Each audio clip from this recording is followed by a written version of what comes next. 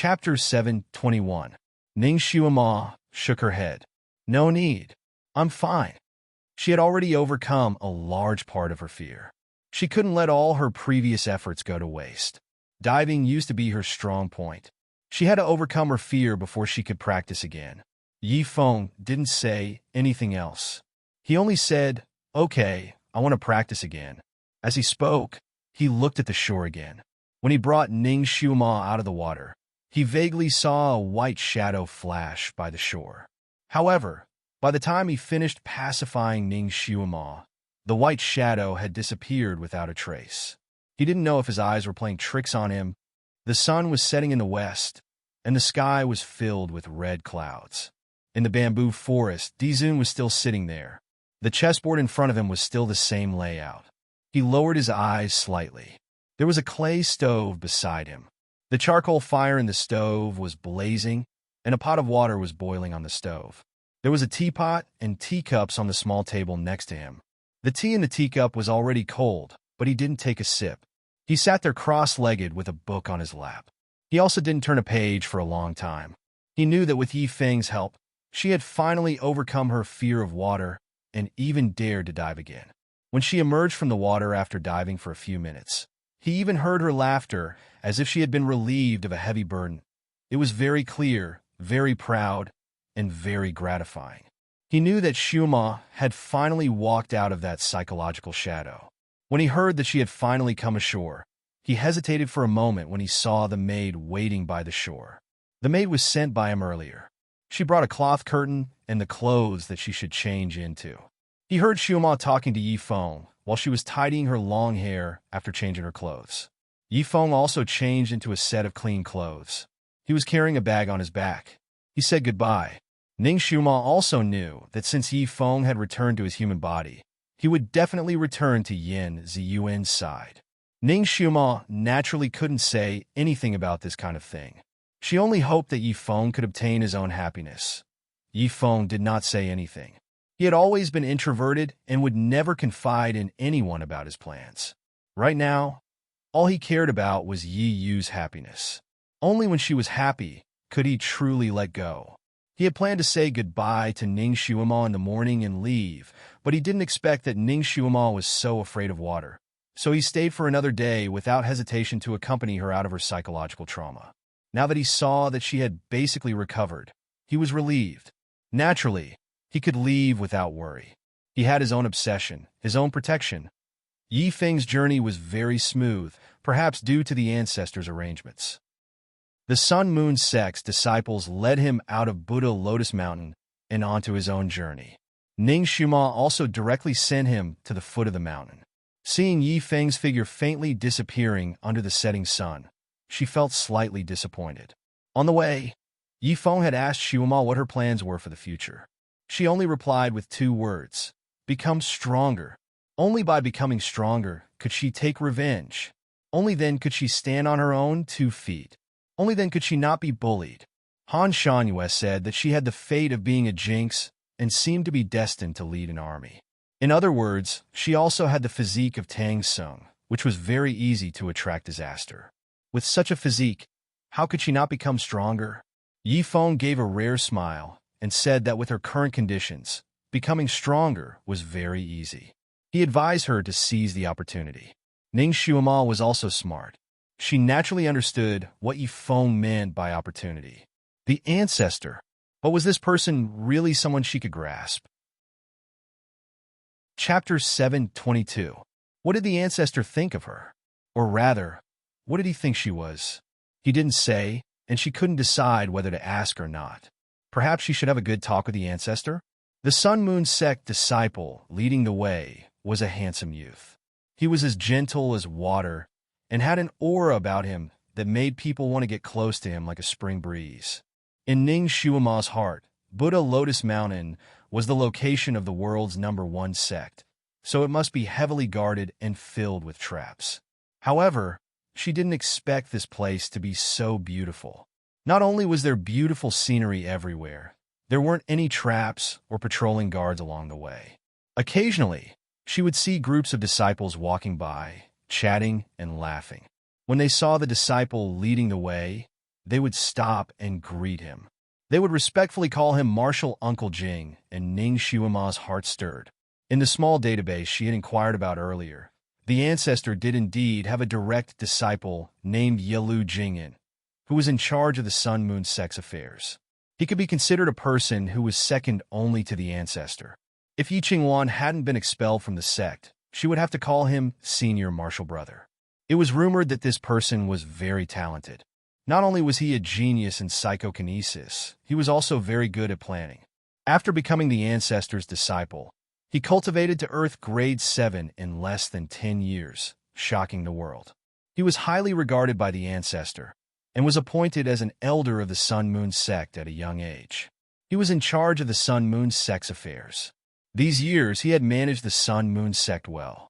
On this continent, it could be said that he was a person who could make the earth tremble with a stomp of his foot.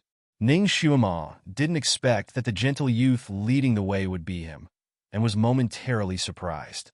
At the same time, her heart stirred. The Sun-Moon sect's rules were actually very strict. A person of Yilu Jing and status definitely wouldn't be in charge of leading the way.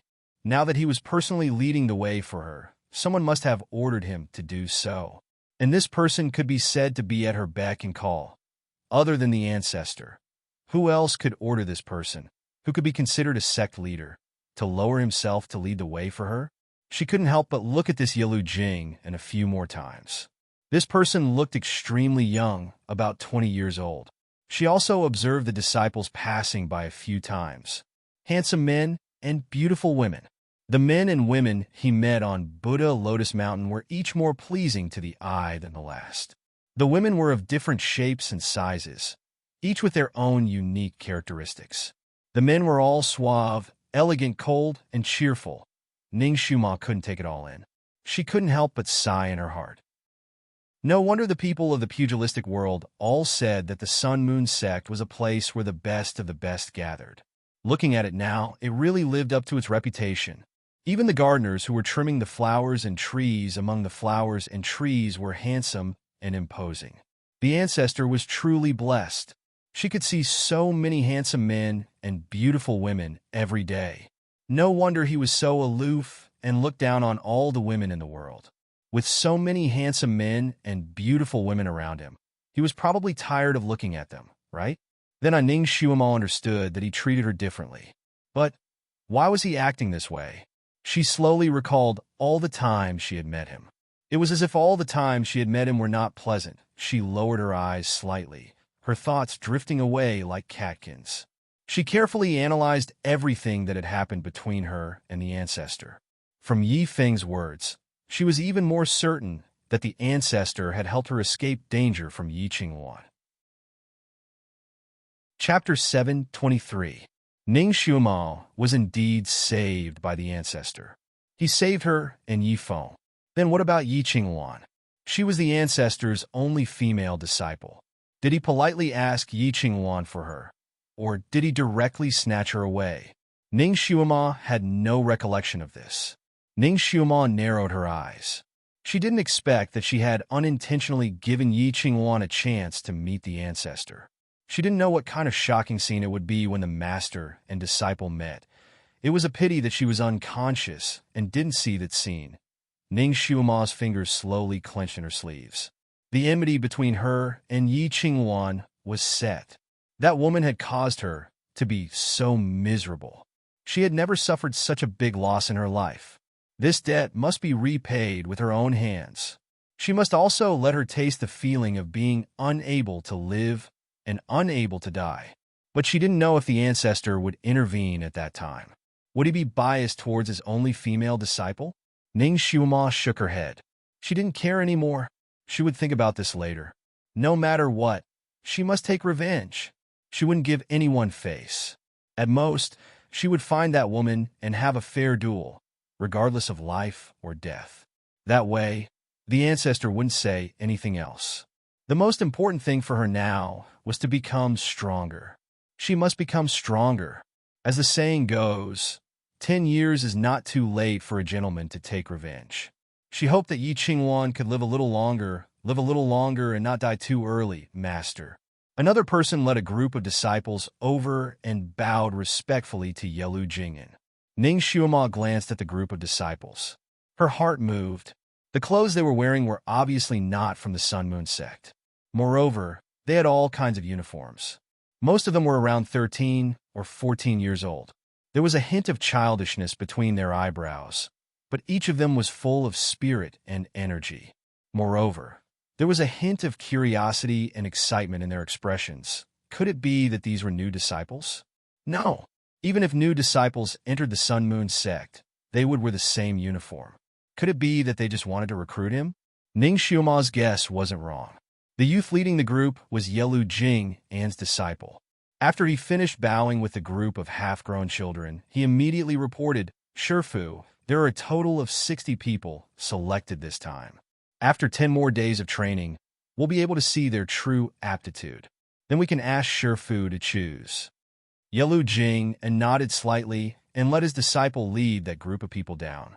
Ning Xuema had vaguely heard that the Sun Moon sect was recruiting new disciples a few days ago.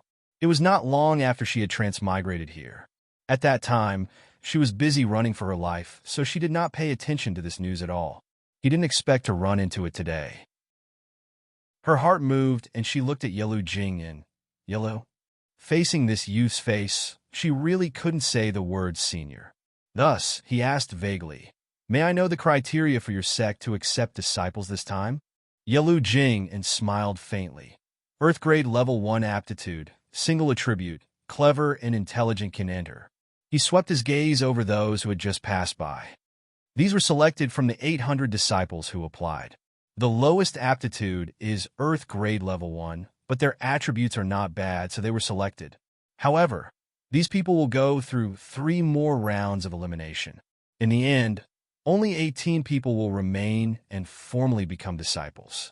They were indeed geniuses among geniuses, the cream of the crop. No wonder the Sun Moon sect could become more and more powerful.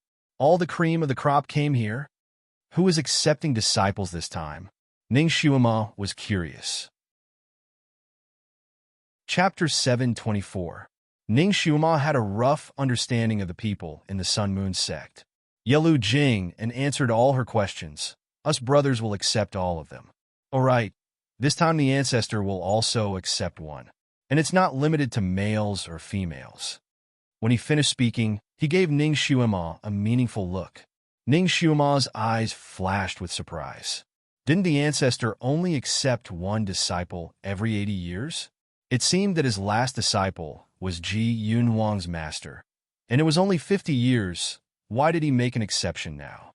And it's not limited to males or females. If he really accepted a female disciple, then Yi Qingwan wouldn't be his only female disciple. This would be an extremely heavy blow to that woman. Ning Xuema's lips curved slightly. The depression in her heart seemed to lessen a little. When she read the master-disciple novel and saw that her master wanted to accept another female disciple, she felt distressed for the female lead. But for Yi Qingwan, she only felt good. Yelu Jing'an glanced at her and suddenly said, "Miss Ning, do you want to be apprenticed? Maybe you can give it a try." Ning Xuema was stunned for a moment, but her heart was moved again. Being apprenticed to the ancestor was indeed the fastest way to improve one's skills. But with her status, it would be awkward to be apprenticed to him. He definitely wouldn't accept her. Ning Xuema shook her head and smiled. "My psychokinesis is now human rank 5. I'm afraid it's not up to your standards, so I don't want it." Yelu Jing'an glanced at her again and smiled. "Miss Ning doesn't need to belittle yourself. The Sun Moon sect doesn't only look at psychokinesis, they also look at other talents. Especially the ancestors' disciples. They don't stick to one pattern. If Miss Ning is interested, you can give it a try. What if you're chosen?" Ning Xuema pondered for a moment. "I'll think about it." She felt that there was something fishy about this, but she couldn't figure out what it was. Yelu Jing'an smiled warmly and didn't say anything else. She led her back to Heavenly Sound Peak. "Miss Ning must be tired after a day. Go back and rest early." Ning Xuema paused. She was still traumatized by the water wall enchantment on the Tianyin Peak. Moreover, if she were to stay here to learn, shouldn't she be staying with the new disciples? He even wanted her to go to the Tianyin Peak. Elder Yelu, I think it would be more appropriate to give me another residence. Heavenly Sound Peak is where the ancestor lives alone. I heard that only his direct disciples can go there. I'm afraid it's not appropriate for me to go there. Yelu Jing and's footsteps didn't stop. Lady Ning is overthinking. You are different from others. The ancestor has specially ordered you to stay on the Heavenly Sound Peak for the time being, until your name is confirmed. While they were speaking, they had already arrived at the foot of the Tianyin Peak. The waterfall was still splashing around like a tidal wave. Yelu Jing and raised her hand and took out a bamboo umbrella. She handed it to Ning Xiuma. The water enchantment here has been removed. Miss Ning can use the umbrella to enter and exit from here. Ning Xiuma's heart skipped a beat. Was the water enchantment removed for her? Wasn't the ancestor afraid that other people would enter the place where he lived alone? She took the umbrella and jumped towards the waterfall with Yelu Jing in. The water enchantment really disappeared. The waterfall was just like the legendary waterfall in front of the water curtain cave. After she jumped in, she directly entered a cave. Following the bluestone steps of the cave, she walked up hundreds of steps. Her eyes lit up as she finally saw the familiar scenery. Yelu Jing and led Ning Xiuma to the side hall, where she first woke up. Chapter 7:25. Yelu Jing and stopped and said, Miss Ning, you should rest here. If you need anything, you can directly send me a message. He then handed Ning Xiuma a light green sound transmitting talisman and taught her how to use it. The method was a bit complicated, but Ning Xiuma was very smart. She learned such a complicated method after seeing it once and quickly became proficient in it. Yelu Jing and looked at her with surprise, as if he didn't expect her to learn so quickly. Looking at her, his eyes flashed with a touch of deep thought, but he didn't say anything. He was about to say goodbye when Ning Xiuma suddenly said, Do the ancestors' disciples all live in this hall for a while? The hall she was referring to was the one they were going to live in now, and it was also the only side hall on this peak. Yi Qingwan had also cloned a smaller one. Yi Qingwan was so fond of this side hall that she didn't hesitate to clone one for her. Presumably, she had lived in this hall and left a good impression. So even if she was expelled from the sect, she was still reluctant to leave this place. Yelu Jing and shook his head. No, even if we become the ancestors' disciples, we will still live at the bottom of the peak. When the ancestor teaches martial arts, we will come up. He glanced at the side hall. Miss is the first to live in this place. Yelu Jing and turned around and left, leaving such a bomb for Ning Xiuma to digest for a moment. She shook her head, not willing to think too deeply, and walked into the side hall. She was really tired and needed a good sleep. As for the ancestor, Xiuma hadn't seen him since she came up, so she didn't know if he was in the main hall. Since she was living in his territory, it was reasonable to go and greet him. Ning Xiuma was a person of action, so she immediately went to the main hall to look for him. There weren't many buildings on Heavenly Sound Peak. After an hour, Ning Xiuma had already searched the entire Heavenly Sound Peak, but she didn't see the ancestor's figure. Since she couldn't find him, Ning Xiuma gave up on searching and returned to the side hall to rest. Ning Xiuma had a habit of checking the place she slept in before she could feel at ease. It was like an obsessive-compulsive disorder that could not be changed. Therefore, she was no exception here. She secretly checked the inside and outside of the hall, and only felt relieved after confirming that there was nothing out of the ordinary. She actually found a book on a wooden shelf in the hall. The book was thread-bound, and on the cover of the book were a few large, flamboyant words. Jade Firmament Wisdom Technique. The handwriting went straight through the back of the paper. It was extremely beautiful. Every word seemed to be able to fly out of the paper. Although Ning Xiuma had never seen this handwriting before, she felt it vaguely familiar. No one else had lived in this place before, so it shouldn't have been left behind by the previous occupant. Then, did this book belong to the ancestor? A person like him shouldn't have the habit of casually throwing books, right? So, this book was obviously placed here for her to read? Ning Xiuma didn't stand on ceremony. She flipped through a few pages, and her heart pounded wildly. What was written on the book was the cultivation method of the wood and fire dual-element technique. Moreover, The explanation was simple and easy to understand. After reading a few pages, Ning Xiuma felt as if she was suddenly enlightened. After she came to this world, because of her identity, she had been on the run and didn't join any sect. Therefore, the cultivation books she got were all unofficial versions. Not only was the writing obscure and difficult to understand, but there were also many contradictions. Chapter 726. To put it simply, the cultivation books that Ning Xiuma got were like those sold on the streets. Those martial arts manuals that cost a few yuan each. They looked mysterious but didn't have much practical value. But now, this book was extremely orthodox and very suitable for Ning Xiuma's physique to cultivate. It was as if it was specially written for her. It made her feel like she had found a treasure. She wanted to become strong so much.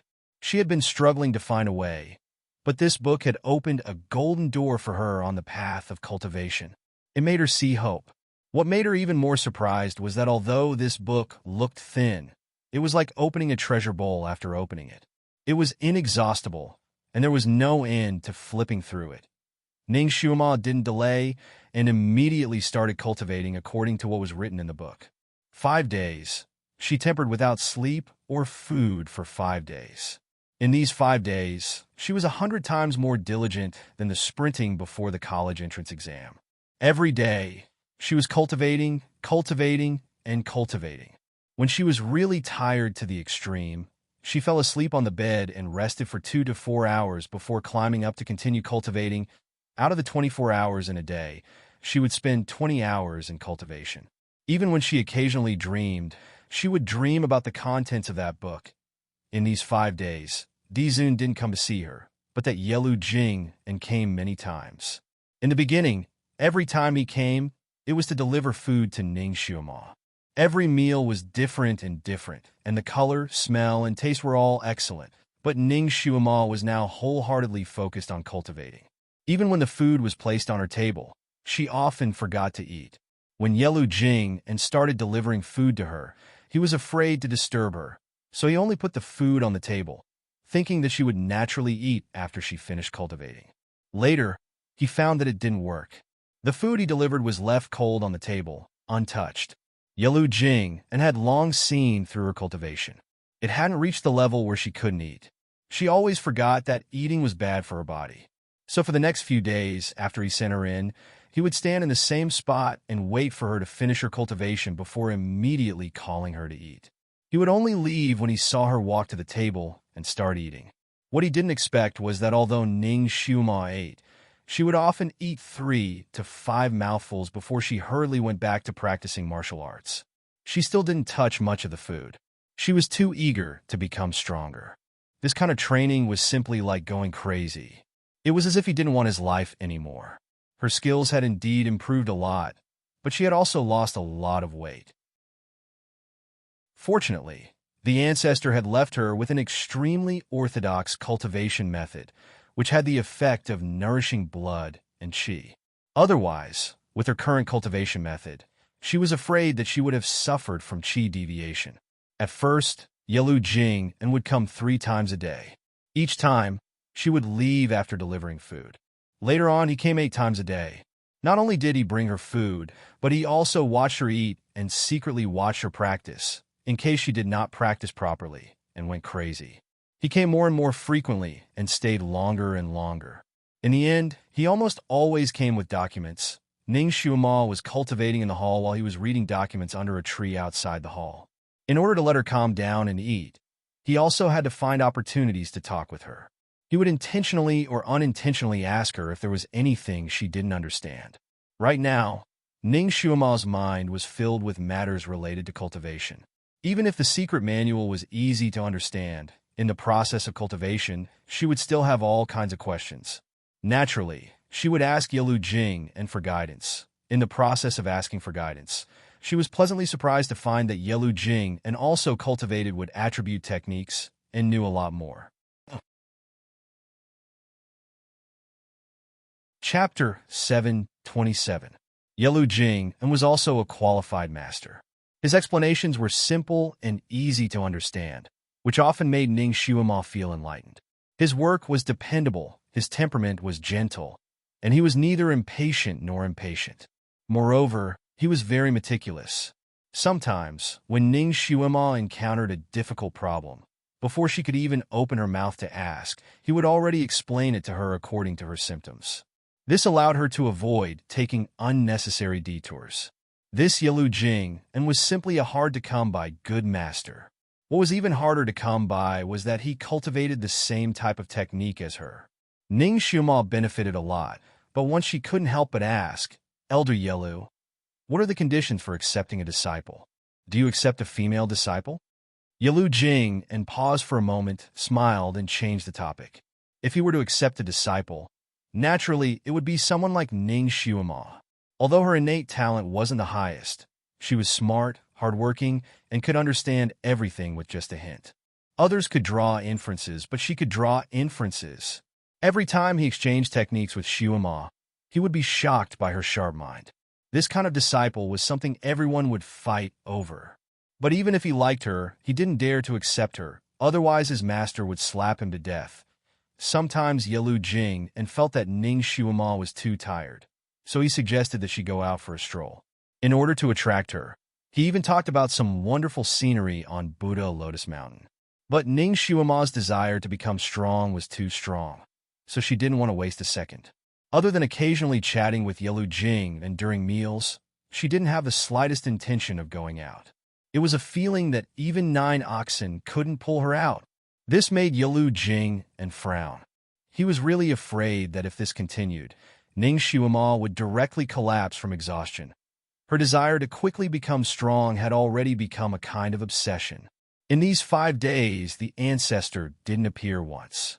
Although this was his territory, there was no trace of him.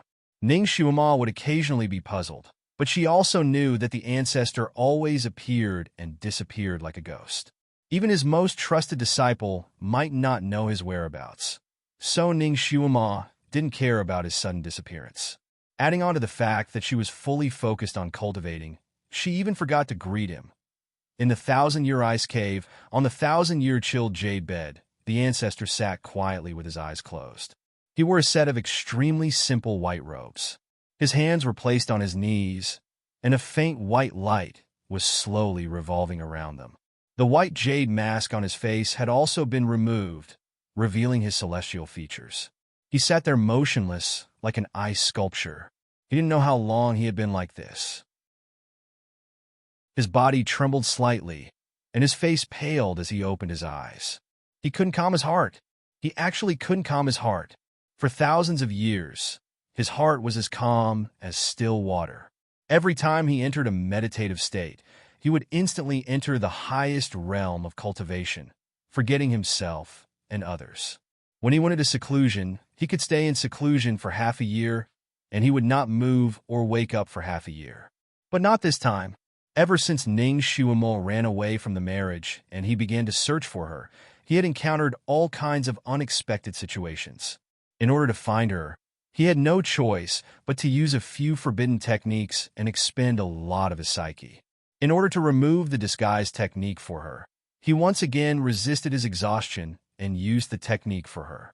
In the process, because he overestimated his ability to control her, he injured himself when he withdrew his palm. After removing the disguise technique for Xuema, he was also exhausted to the extreme. He almost didn't even have the strength to carry her back to her room. In order to heal her pair of legs, he flipped through medical books for an entire night.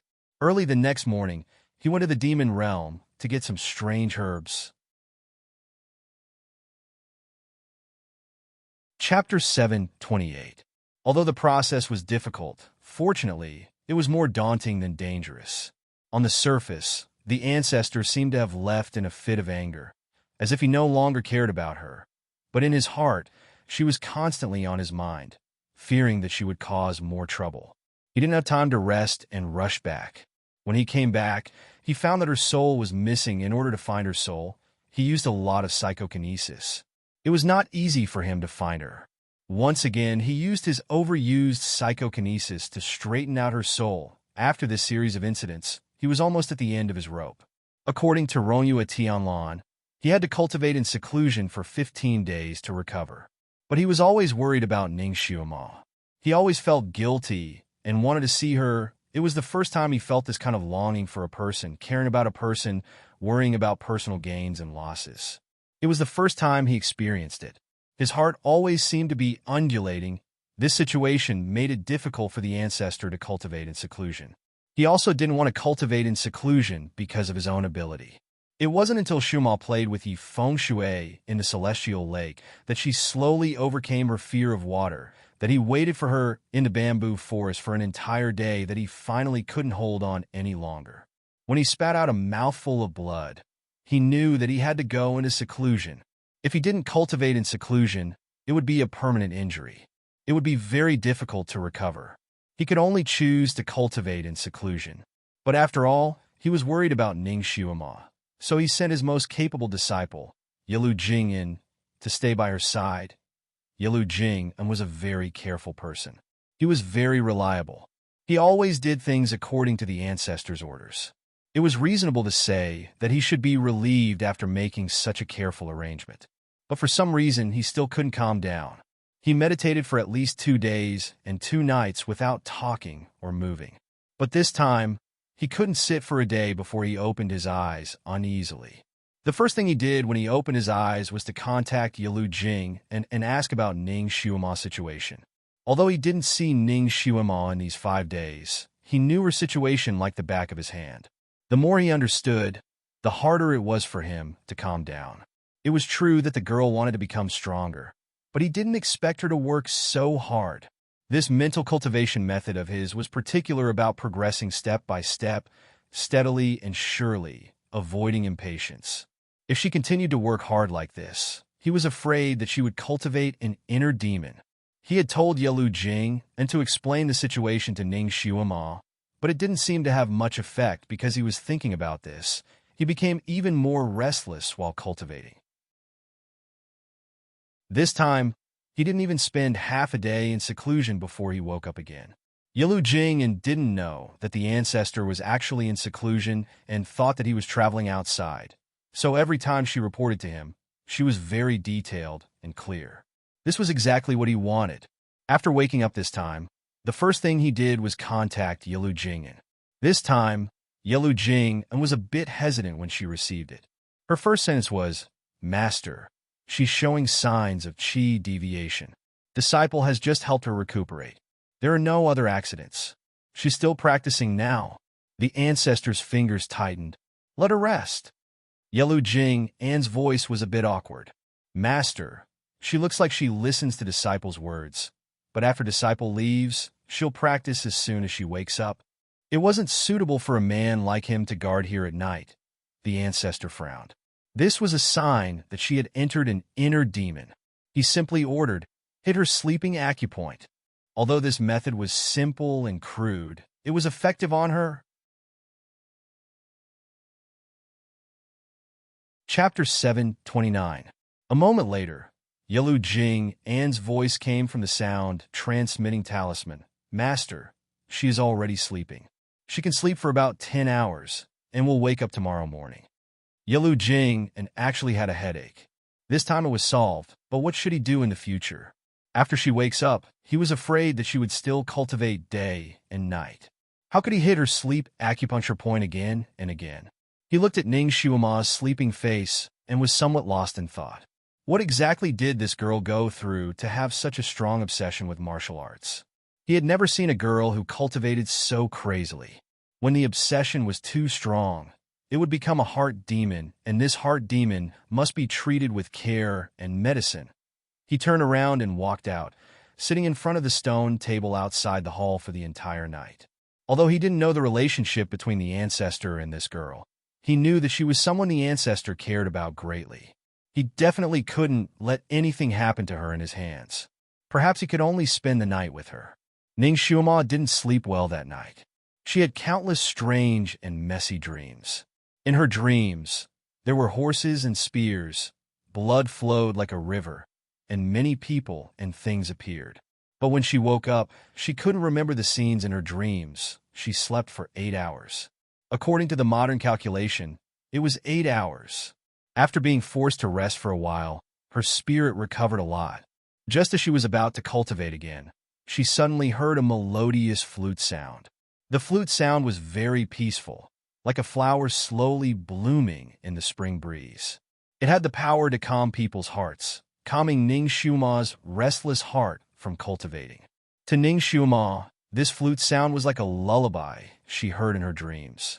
It was familiar and intimate. She didn't know why, but when she heard this flute sound like spring flowers and autumn moons, her eyes inexplicably turned sour. She had the urge to cry. She took a deep breath and naturally understood who was playing this flute sound. The ancestor. He had disappeared for 5 days, and now he had finally returned. Then she should go see him. After all, he had saved her life, bestowed her the book, and took her in. She jumped off the bed and was about to run out the door. Occasionally, she lowered her head and saw her wrinkled clothes. She was startled. How did he become so sloppy? These few days, she was a bit obsessed with cultivating. Her meals were all eaten under Yelu Jing An's coercion. As for washing up, she seemed to have only washed up 2 days ago. What have I become? Fortunately, there was a dressing mirror in the room. She looked at herself in the mirror, and her body swayed. Was the crazy woman in the mirror her? Her clothes were wrinkled, her hair was messy, her face was pale, and there was a suspicious drool stain on her cheeks. Her originally clear eyes were bloodshot. Ning Xiuma almost face-bombed. She was someone who loved to look pretty. Even though she wasn't a clean freak, she still liked to dress herself up beautifully. She couldn't bear to see others being sloppy. She never thought that there would be a day when she would act like a crazy woman, not to mention the ancestor. Even she herself couldn't accept such an image. She wanted to die whenever she thought about how she was going to talk to that handsome elder Yelu Jing and about spells in this form. No wonder when she faintly had the intention to become his disciple, that handsome guy would change the topic. Even she herself disliked her dirty appearance. She opened the door and came out. At this time, Yelu Jing had already left. The courtyard was quiet and there was no one around. Chapter 730. Ning Xiuma fetched some water for herself and prepared to take a bath and clean herself up. Although she was always quick with her work, she was too sloppy this time. She had to wash twice to completely clean the dirt on her body. By the time she was done, it was already half an hour later. The sound of the flute was long and didn't stop. Ning Xiuma looked into the mirror and found that she looked pretty good. Although her eyes were still a little red, it was good that she looked presentable.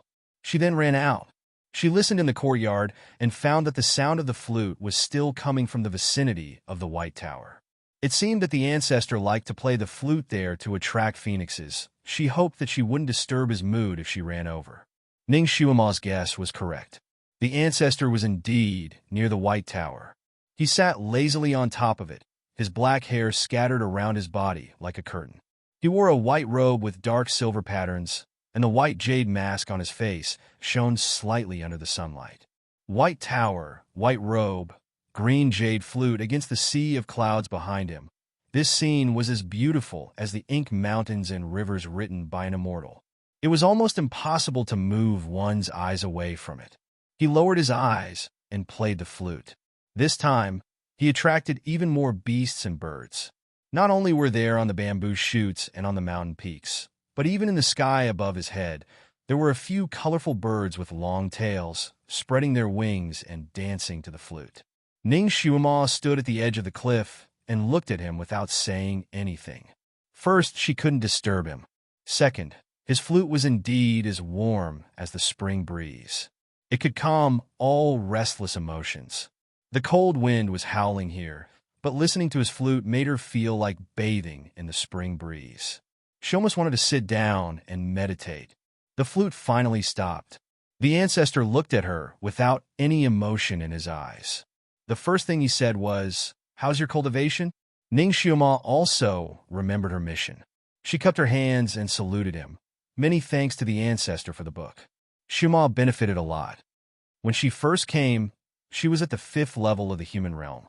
In just 5 days, she had broken through 2 levels and was now at the 7th level of the human realm. This kind of leveling speed was almost legendary, but it was still not enough. Among the newly qualified disciples, the lowest was Earth Stage Level 1. She would need to break through 3 levels in order to catch up to the lowest level. This kind of gap was simply despairing. Fortunately, Ning Xuema had the spirit of never giving up. In her dictionary, there was no such thing as being inferior to others. If she went back, she would continue to cultivate. She might be able to reach Earth Stage Level 1 in 5 days. Haste makes waste. The ancestor's gaze fell on her. Haven't you heard of this sentence? Ning Xuema paused. Of course, she had heard of this saying before, but her sense of urgency was so strong that she almost couldn't control herself. Thank you, Dizun, for your advice. Xuema will remember and pay attention to it. Ning Xuema also knew that Dizun was doing this for her own good, so she sincerely thanked him. Dizun tightened his grip on the jade flute. Did she not know how to say anything other than thanking him? Come here. Dizun looked at her and said again. Ning Xuema raised her head and looked at the white tower. It was about 7 floors high and occupied the entire opposite mountain peak. It was surrounded by empty air and was connected by only a small finger-thick iron chain. The mountain wind here was not small, blowing the thin chain like a swing. Under the white tower, the sea of clouds was steaming. It was impossible to see what was under the sea of clouds, but it was most likely a cliff. Chapter 731. If Ning Xuema wanted to jump to the top of the tower, she would have to run to the center of the thin chain and then use the force to fly up. The white tower was straight up and down, looking like it was directly frozen out of white ice. At first glance, it was obvious that it would be slippery. When she stepped on air, she would directly fall down. Since she came to this world, she didn't know how many times she had jumped off cliffs.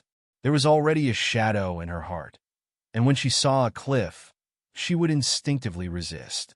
Moreover, the top of the tower was so small that it felt like it was on the verge of collapse. If she went up, she might not even be able to find a place to stand. Dizun, if you have something to say, just say it. Xuema won't go over. Ning Xuema declined.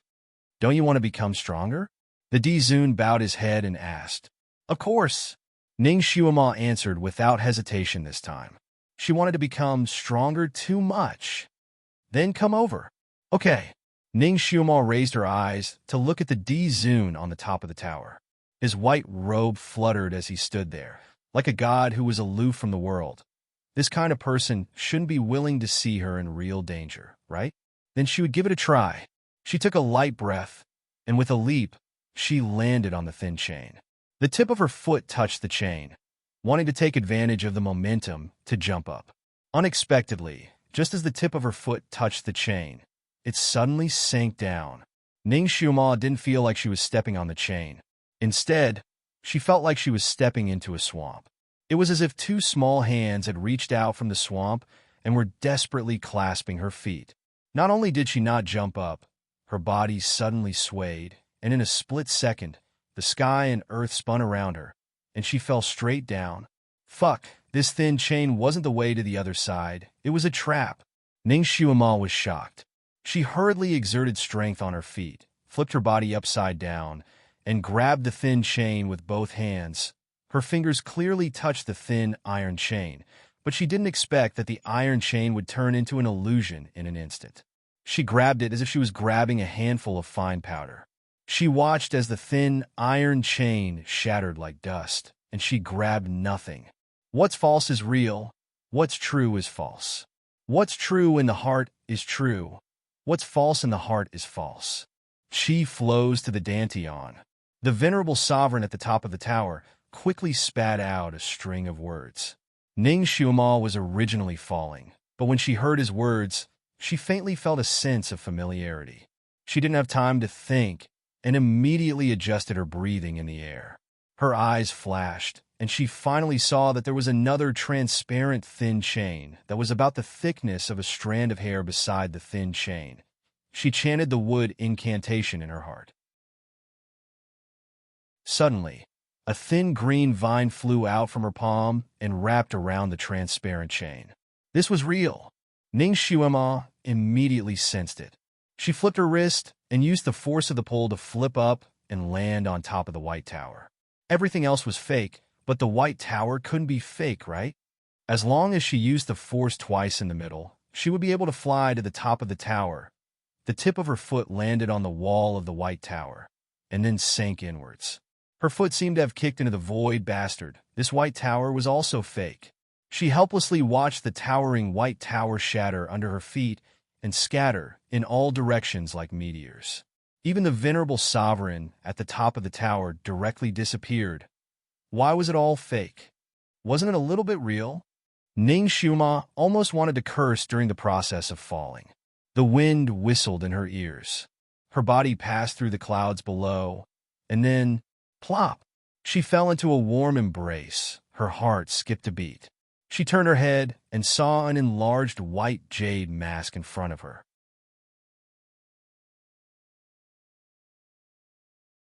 Chapter 732.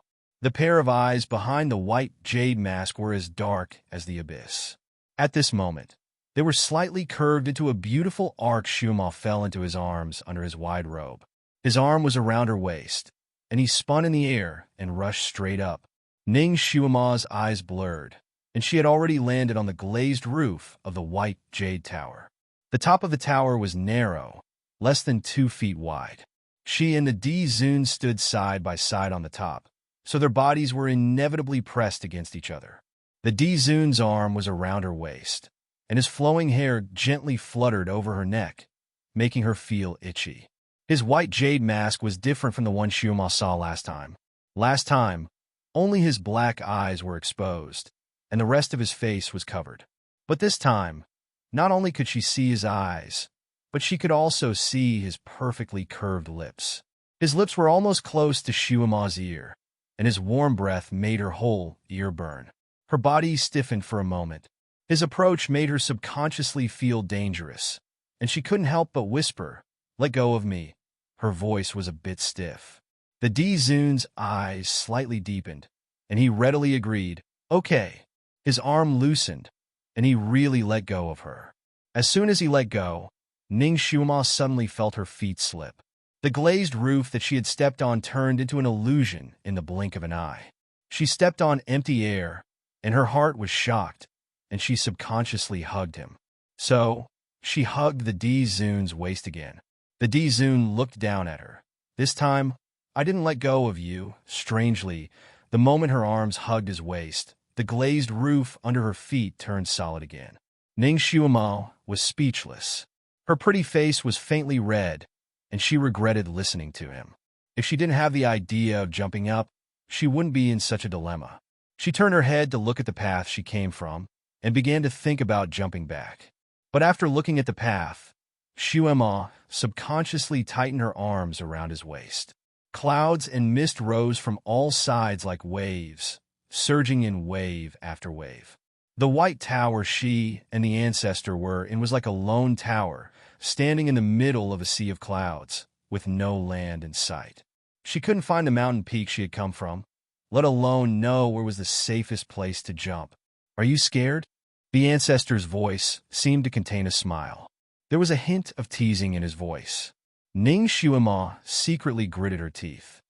"I'm not afraid," she replied stiffly. "If you're not afraid, then why are you hugging me so tightly? You seem to be hurting my waist." The ancestor looked down at her. The little girl was curled up on him like a koala. 2 warm and soft arms hugged his waist, hugging him so tightly. The ancestor felt that this feeling was very good, and he gently twirled the jade flute in his hand. Although Rong Yuetianlan wasn't very reliable at times, his method of picking up girls was quite reliable. The first way to pick up a girl: find a similar hobby. If the zither and the zither are compatible, you will definitely be able to hook the beauty's heart. This method didn't seem to work.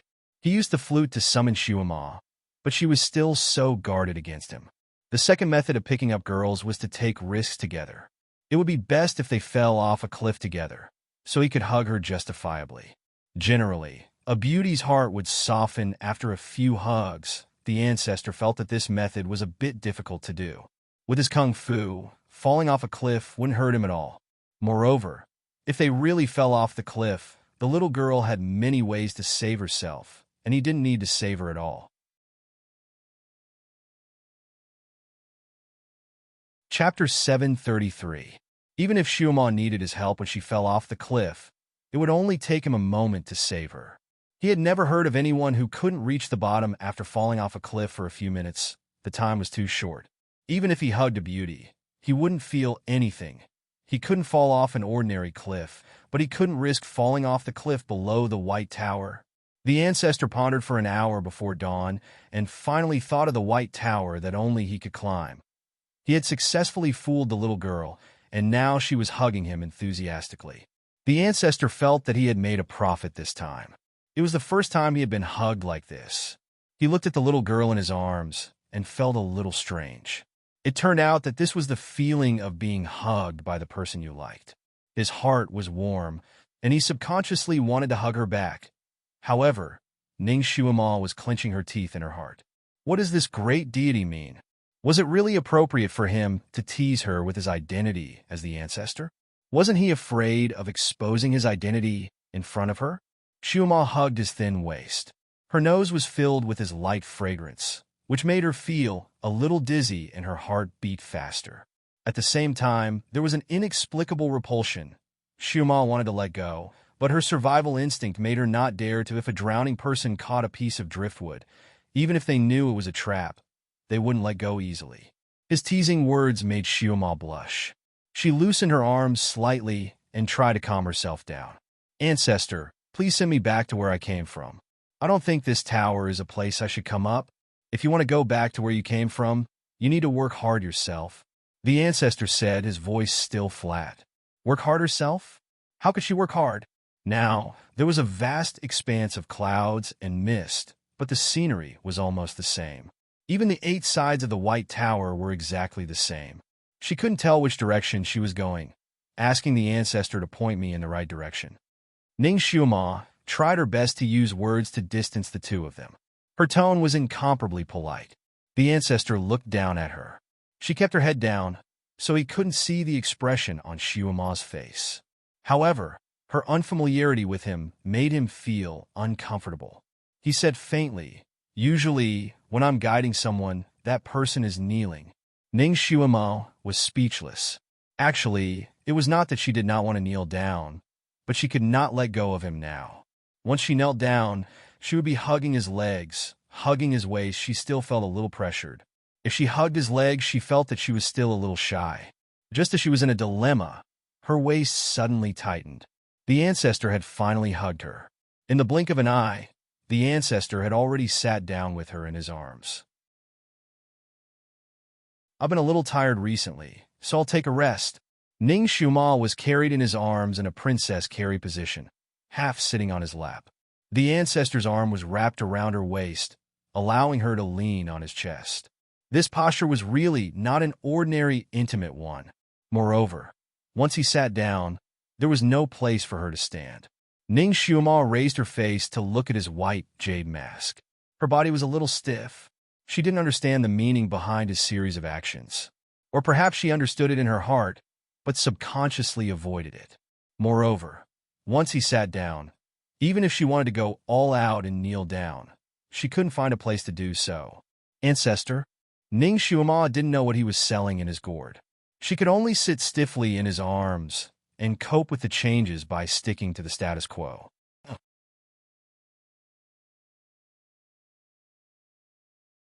Chapter 734.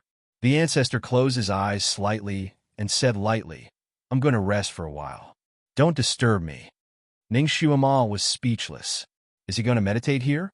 But he could just sit there and meditate. Why did he have to make her sit in his arms?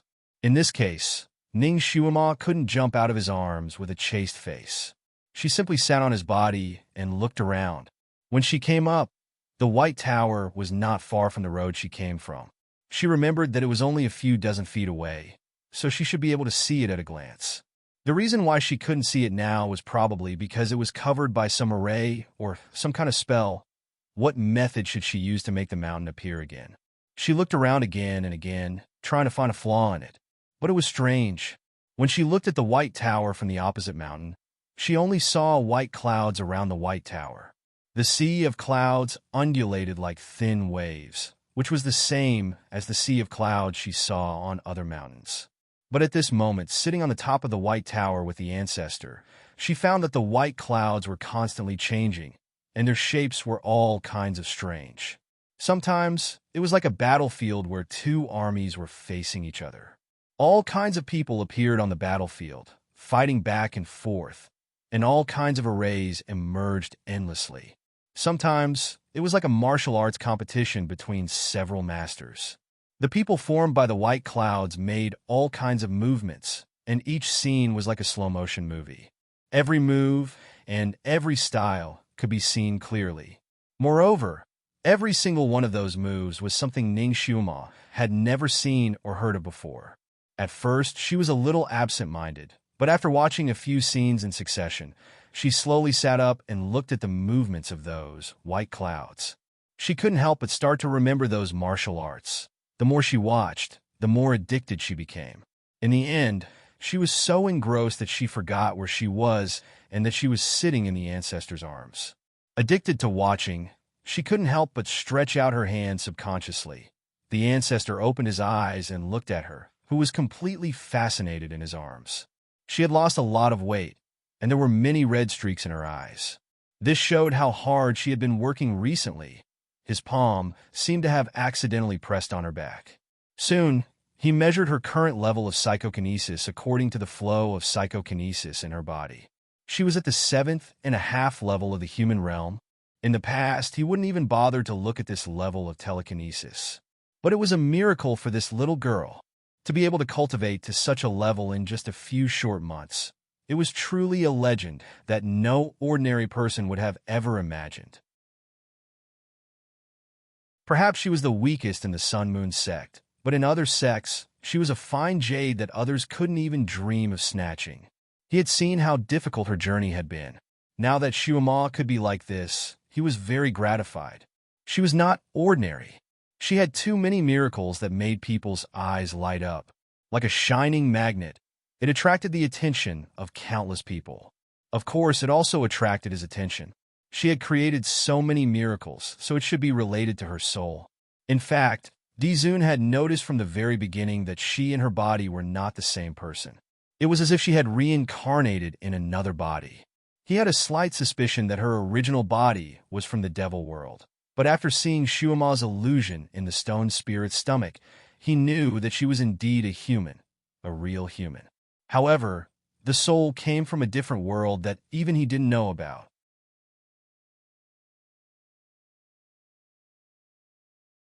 Chapter 735.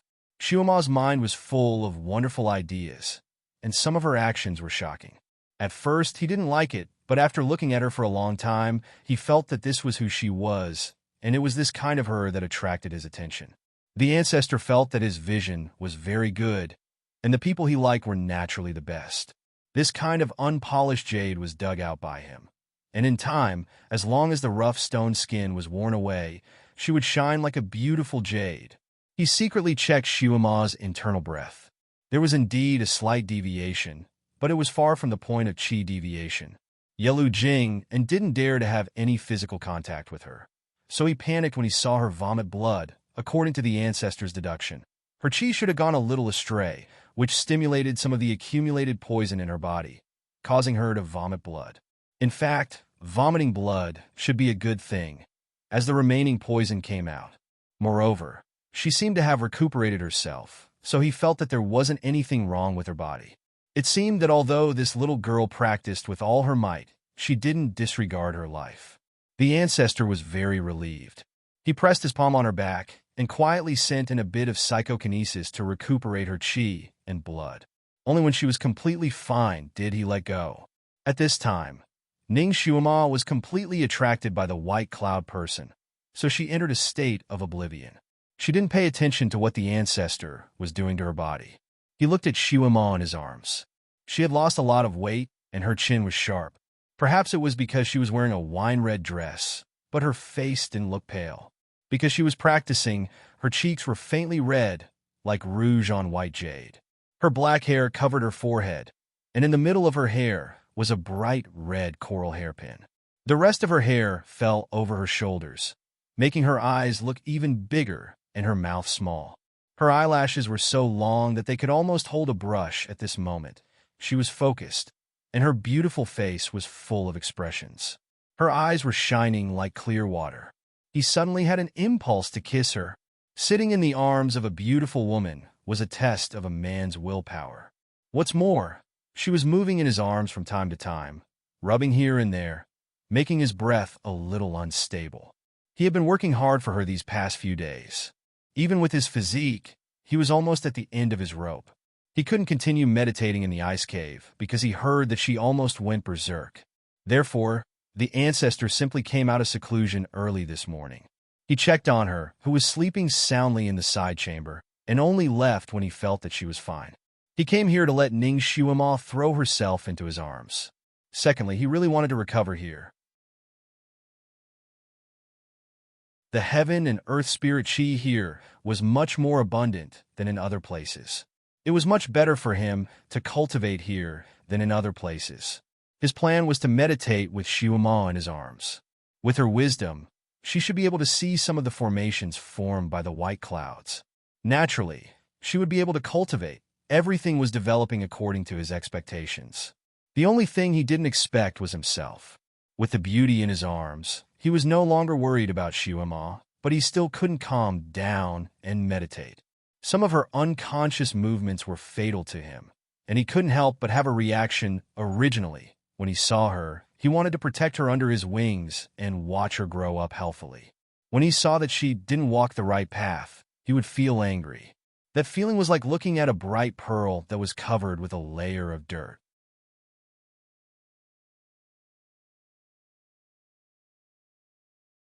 Chapter 736. The Dizun wanted to wipe away the stains with lightning-fast methods, wiping away all the bad things about her. Therefore, he used methods to punish her. Although in the process of punishment, he had a strange feeling of heartache, but he didn't regret it, because he knew that it was for her own good. He didn't want a bright pearl to be buried like this. This feeling was more similar to cherishing talent, but it was not the same as the feeling he had for his own disciple. But he couldn't tell what was different about it. Now, he didn't know when his feelings for Shuima had changed. Originally, he just wanted to keep her by his side, but now he wanted to hold her in his arms and press her under his body. This was the first time he had felt this way. It made him feel novel and a little at a loss. For the first time in his life, he had the idea of wanting a person. Looking at her gesticulating in his arms, he was reminded of her stunning pipa dance. At that time, he seemed to have the idea of holding Shuima in his arms, wanting her to only bloom in front of him, such a hot dance. Her body was soft like a willow, and her waist was like a snake. She was like a demon tempting people to eat the forbidden fruit. His lower abdomen tightened again. It was as if hot blood was gathering at a certain point. Ning Shuima was dancing when she suddenly felt a little uncomfortable on her body. She was still immersed in those movements. After feeling a little uncomfortable, she couldn't help but grab the thing under her body, trying to push it away.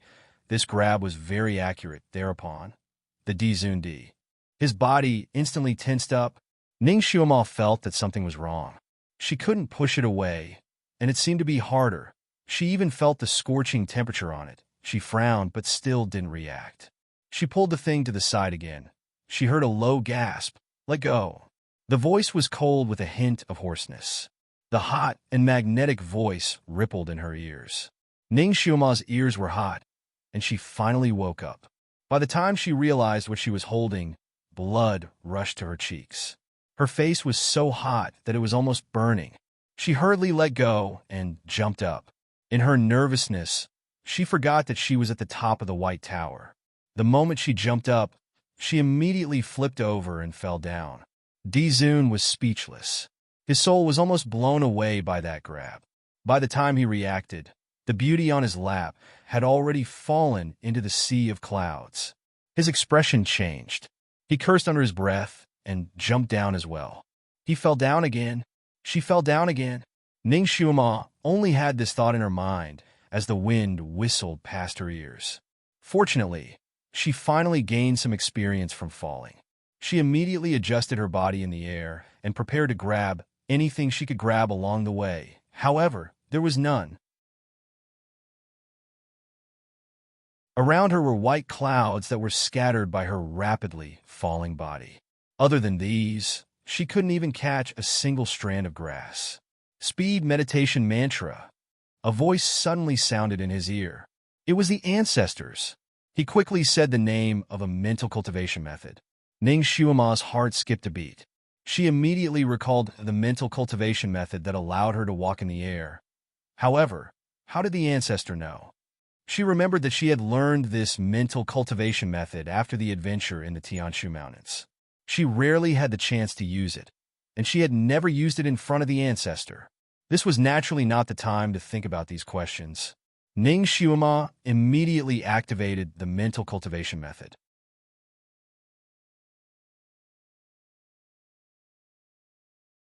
Chapter 737. Because she hadn't practiced this technique for a long time, she was a little unfamiliar with it. When she used it for the first time, she even stumbled a little. Moreover, the speed of falling was too fast. In a flash, she had fallen a few hundred meters. This cliff wasn't very deep. It was only a little more than 1,000 meters. It was like parachuting. There had to be enough height to open the parachute. And the place Ning Shuama fell from was too low. Before she could fully adjust her mental cultivation method, she could already see a large patch of withered yellow flying towards her. The trees were brandishing their fangs and brandishing their claws. They were like tyrannical crabs pointing at the sky. Ning Shuama's body was falling towards those branches. Although her martial arts were very high now, falling in this state without any support, the force of gravity and acceleration was still very shocking. If she fell like this, she would most likely break some branches, but she would also most likely be skewered like a Tonghulu. Even if she didn't become a Tonghulu, it was very likely that she would fall and break her legs and arms. Idiot! A whisper sounded in her ear. A white figure flashed in front of her eyes. Her waist was immediately tightened. She was held in someone's arms. The person spun in the air like a whirlwind, reducing most of the force of her fall. Crack! Crash! Pa! Because the speed was too fast, Ning Shuama heard the sound of countless branches breaking the moment she was hugged. Then, with a thud, she was smashed into a pile of withered leaves. The leaves around her danced wildly. Ning Shuama's forehead heavily knocked against an ice-cold object, causing her head to ring and stars to appear in front of her eyes. She shook her head. After the stars scattered, she finally found herself in someone's arms. In front of her was the enlarged white jade mask of the ancestor. In other words, the ancestor was her meat cushion. Under the white jade mask, his black jade-like eyes were slightly closed. He lay there motionless. Damn it, he wouldn't be knocked unconscious, would he? Ning Shuama scrambled to get up from his body. Dizun had protected her very well. Apart from her head hitting the Dizun's mask, she didn't hit anything else. Her arms and legs were still as nimble as before. The first thing she did after jumping up was to check on the ancestor. He lay there, with countless withered leaves beneath him. Countless withered leaves had also fallen onto his loose white robes. He did not move at all, as if he had really fainted. It can't be. He was the omnipotent, venerable sovereign. Falling off a cliff could knock him out? Wasn't this too fantastical? Or was this one of his methods? One couldn't blame Ning Shuama for thinking this way. In her mind, the ancestor was too powerful. Moreover, she had indeed suffered a few hidden losses, so she subconsciously guarded against him. Sovereign? Dizun. Ning Shuama squatted beside him and gently patted his arm. The ancestor's eyes were still closed, and he didn't move. Ning Shuama didn't give up. She called him several times, but he still didn't move. Even his eyelashes didn't move. Wasn't he completely dizzy? He was pretending. He must be pretending. She didn't believe that such a godlike person could faint from falling. If this spread out, no one would believe it. She also didn't believe it. Maybe this was another one of his methods. Ning Shuama stood up. Ancestor, are you just lying down here to rest? Or do you want to borrow some earth energy?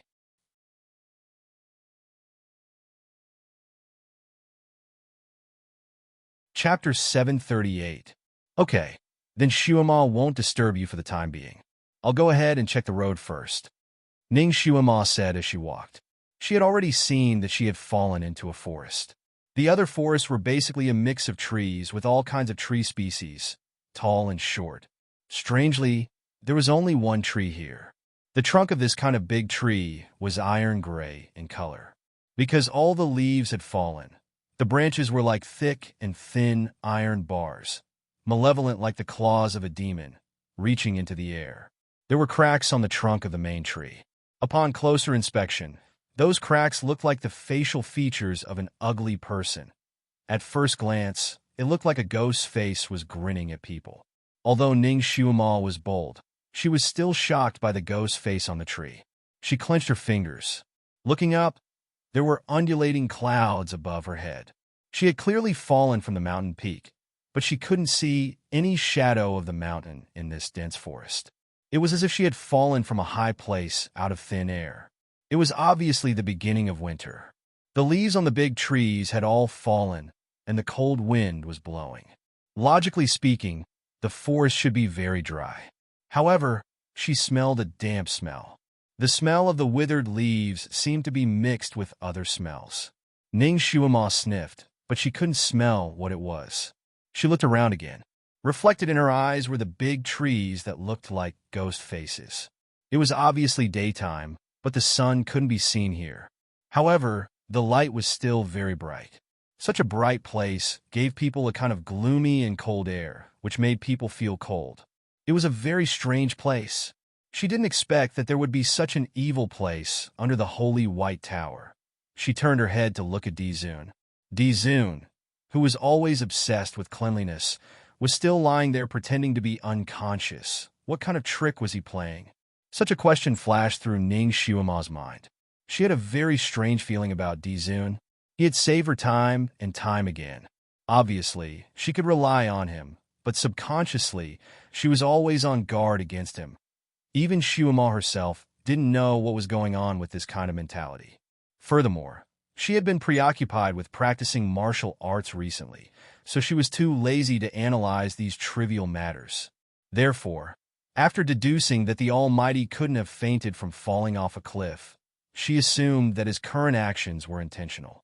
As for why the ancestor had pretended to faint, she couldn't figure it out at the moment. Anyway, don't try to guess the Almighty's thoughts.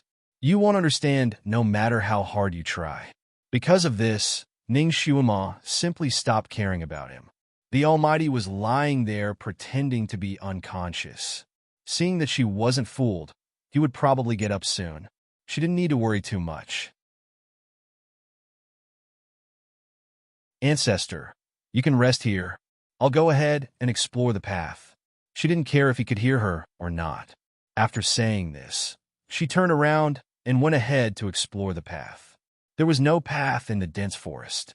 There were only dense weeds under their feet. Occasionally, there would be long snakes, centipedes, and other creatures crawling under their feet. These trees looked a little strange, but there didn't seem to be any danger in this dense forest. Ning Shuama breathed a sigh of relief. This was the ancestors' territory, so how could there be anything evil here? She walked forward for a while, but the surrounding scenery was still the same. There was no change. Ning Shuama looked back again. Standing at her position, she couldn't see the ancestor's shadow. He didn't chase after her. Was he meditating in the same place?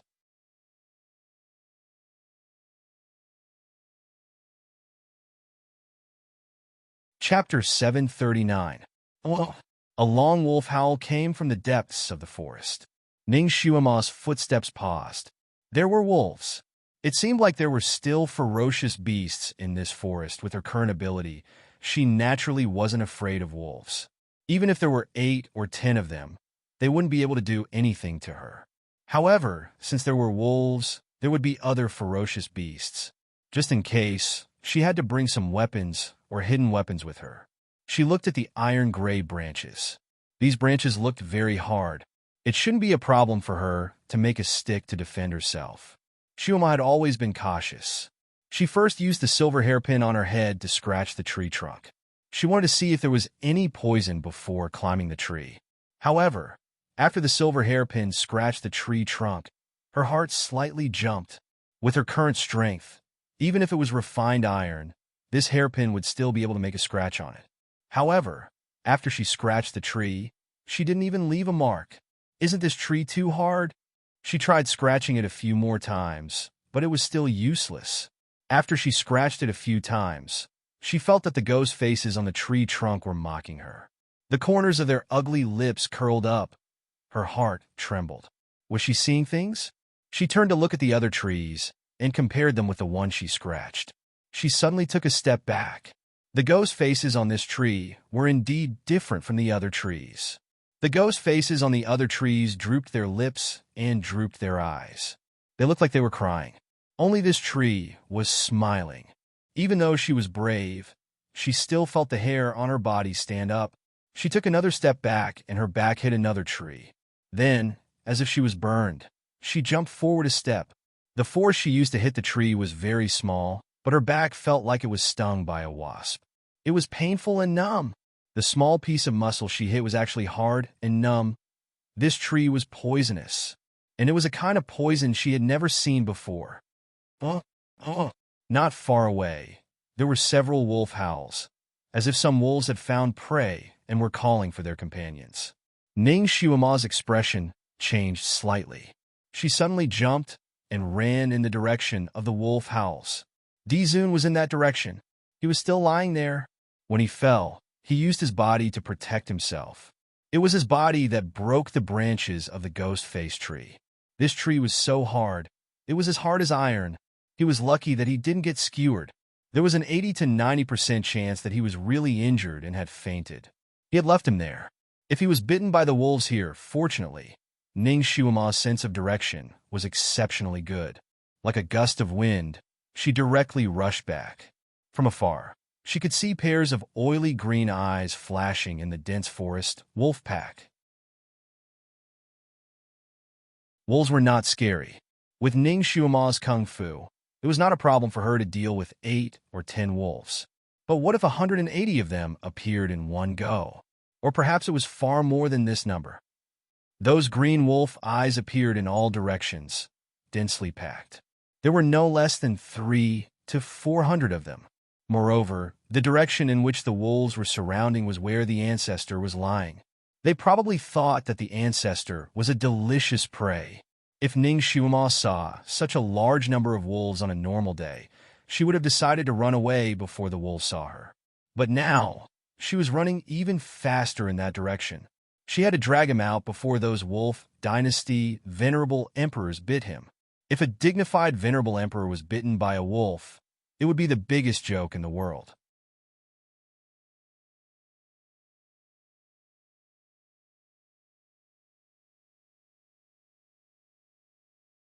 One of them was especially tall and sturdy like an ox. It even had a horn as sharp as a blade on its head. This was obviously the alpha wolf. These wolves were crazily biting the protective white light around the ancestor's body, causing the white light to tremble incessantly. As for the alpha wolf, it used the sharp horn on its head to stab the white light. Every time it stabbed, the white light would emit a kind of popping sound, as if it would break immediately. Fortunately, the ancestor's body had a protective spiritual energy.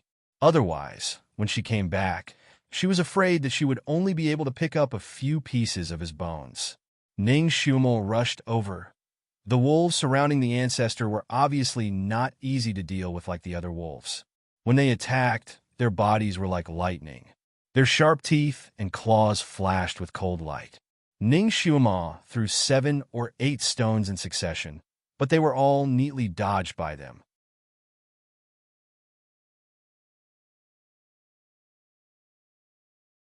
Chapter 741.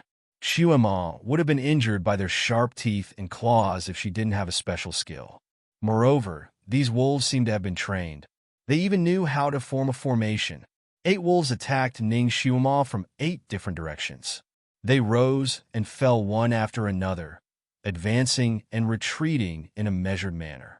They covered each other and attacked each other in a crisscross pattern.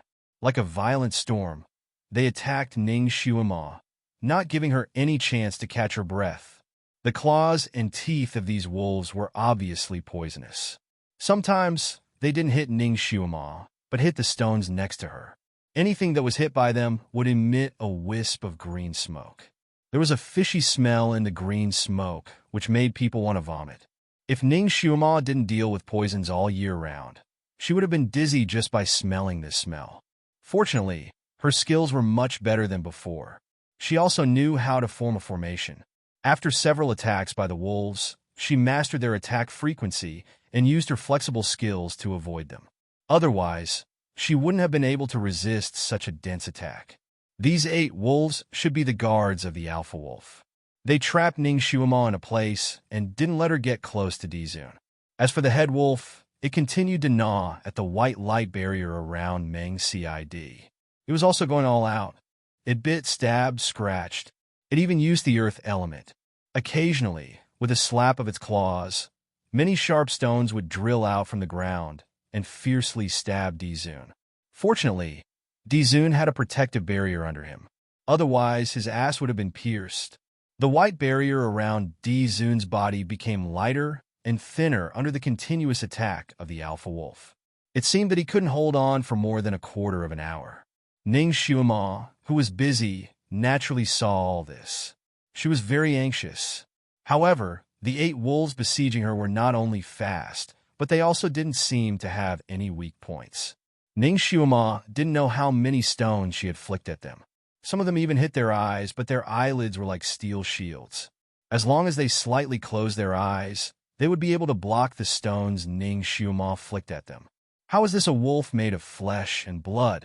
This was simply an iron wolf. How was she going to kill them? There were several times when Ning Shuima wanted to bypass these wolves and rush to the ancestors' side. They were all forced back by the wolves' sharp claws and fangs. Later, when she saw the Alpha Wolf use its earth magic, she had an idea. Wood counters earth. Would it be better if she used some wood chips or branches to attack? However, those trees were poisonous, so she couldn't climb them. The ground was surrounded by weeds, and there wasn't even a decent thorn. She couldn't find any wooden weapons during the fight. She looked around and suddenly saw a few scattered branches not far away. His heart skipped a beat. Those branches should have been broken when the ancestor carried her down and smashed into the trees. She didn't notice it back then, but now it had become her only hope to defeat the pack of wolves. She immediately tried to draw near to the scattered branches. The purpose of the pack of wolves was to prevent her from getting close to the ancestor. They didn't care much about her moving in other directions, because the place where the branches were scattered was in the opposite direction to the ancestor's position. The wolves couldn't wait for her to get as far away from the ancestor as possible. When they saw her moving in that direction, they went easy on her. Therefore, Ning Shuima moved in that direction more easily. As she moved closer, she tore a piece of cloth to wrap her hand.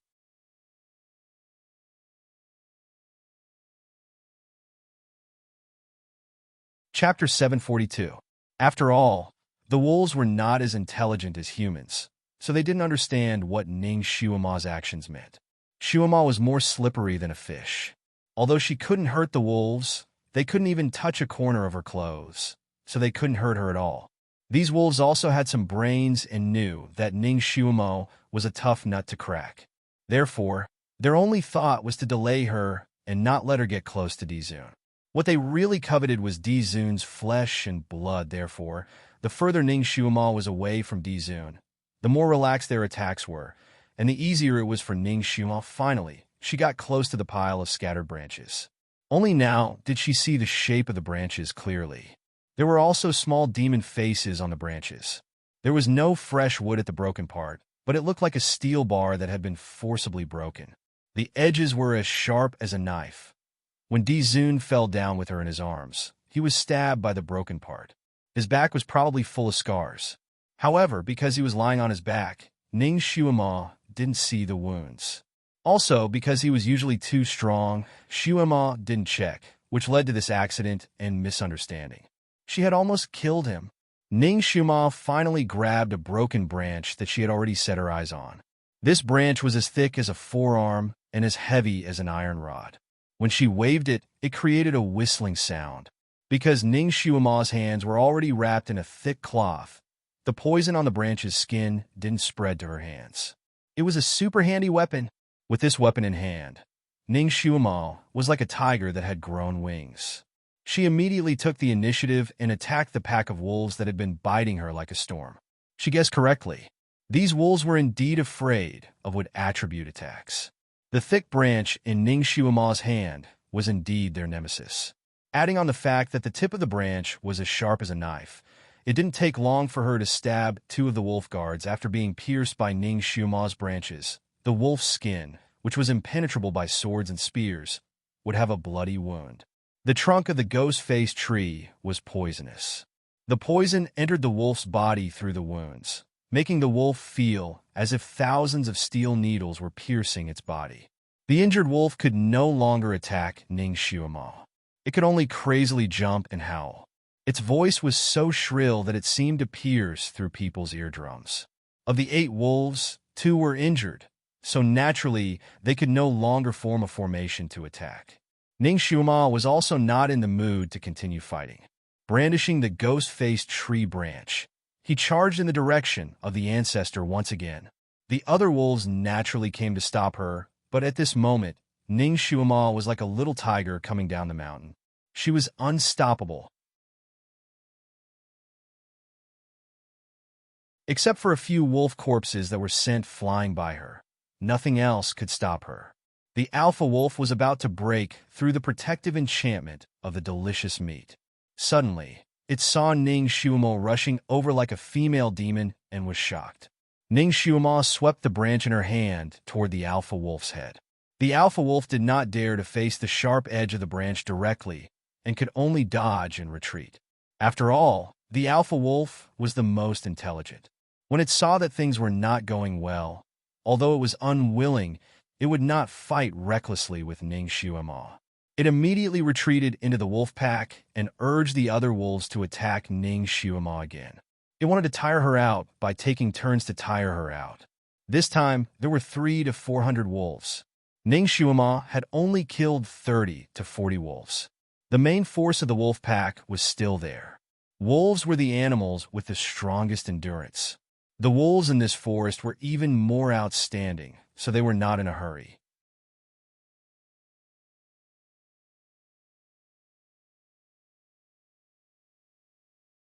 Chapter 743. Ning Xuemo finally arrived in front of Dizun, but she was alone after all. Under the continuous attacks of the wolves, she couldn't take Dizun away. She could only protect him behind her and fight with the attacking wolves. While she was busy, she also looked at Dizun's face in the white light. His eyes were closed as if he was meditating, and even his breathing was very weak. She could barely see the rise and fall of his chest. Dizun was still wearing the mask, so Ning Xuemo couldn't see his face clearly, so she was a little uncertain.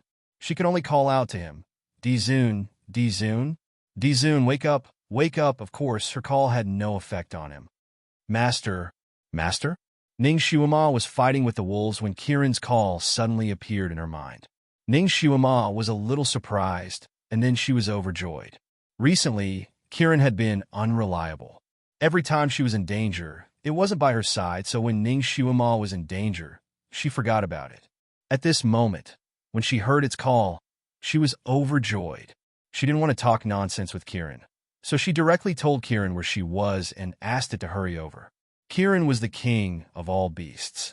As long as it came, it could scare away the wolves. Fortunately, Kiran was also on Buddha Lotus Mountain.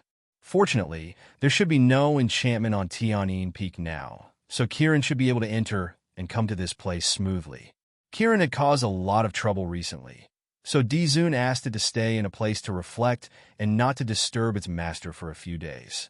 It had been very obedient these days, cultivating and practicing martial arts obediently, even more obedient than a house cat. It had not been separated from Ning Xuemo for a long time, so it didn't know how she was recovering. It was actually very worried about her. Today, he had tried to contact his master. It planned to just say a few words to its master. Dizun wouldn't know and wouldn't punish it. However, it didn't expect to know that Ning Xuemo was besieged by a pack of wolves. It immediately jumped up. Its chance to perform a meritorious deed had finally come. It wanted to punish those wolves who didn't know what was good for them. They actually dared to besiege its master, the king of all beasts. They were really tired of living. It followed Ning Shuima's direction and ran through the bamboo forest and saw the White Tower. Kiran had practiced the cloud riding. After it heard that Ning Shuima fell from the White Tower, in order to land quickly and accurately beside Ning Shuima, it had to give its all. According to Shuima's words, it only needed to jump from the top of the mountain. It was afraid that it would make another mistake, so it jumped with all its might towards the White Pagoda. It wanted to jump on top of the tower first, and then it's before jumping down. However, it didn't expect that when its claws touched the White Tower, it immediately felt that something was wrong.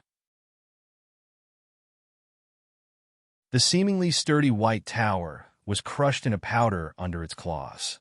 It stepped on nothing and fell down directly. Fortunately, when it felt that something was wrong, it immediately adjusted its body in the air and wanted to land slowly. However, it didn't expect that just as it adjusted its body, a strong suction force came from below. Kiran's body was sucked down like a cannonball. Ah! Kiran nervously opened its mouth and shouted. Seeing a piece of iron dust coming toward it, it only had time to scratch with its claws.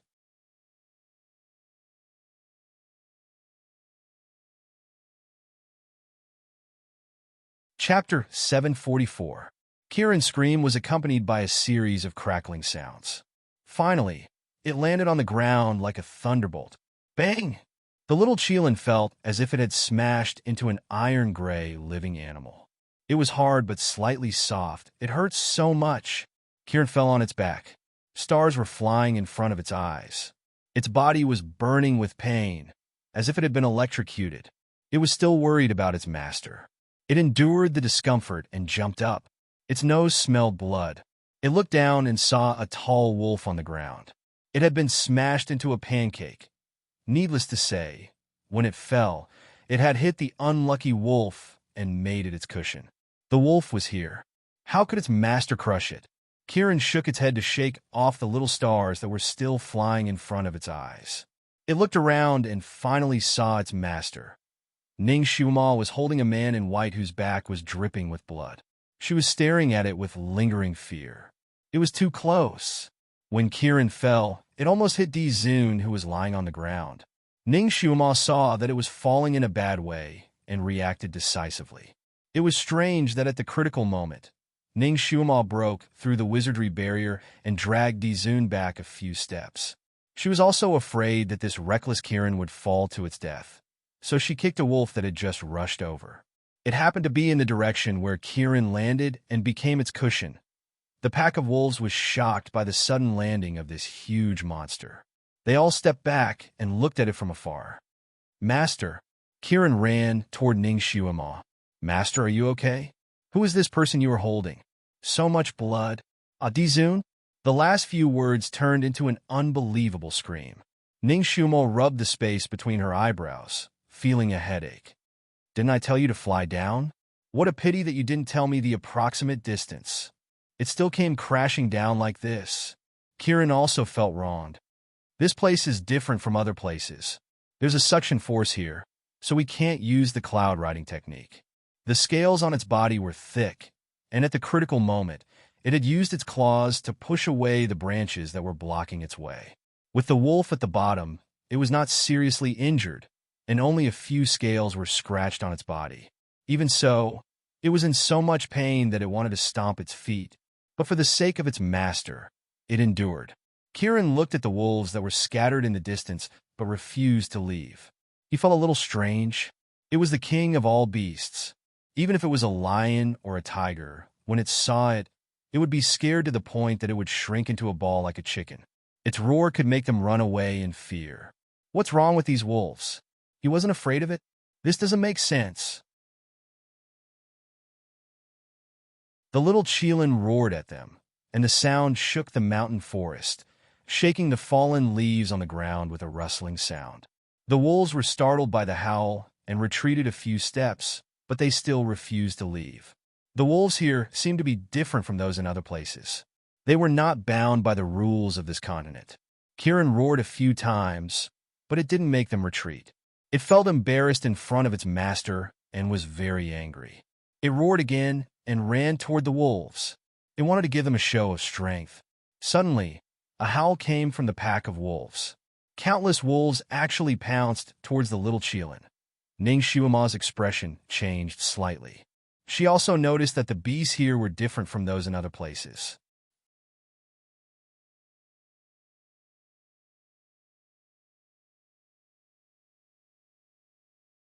Chapter 745.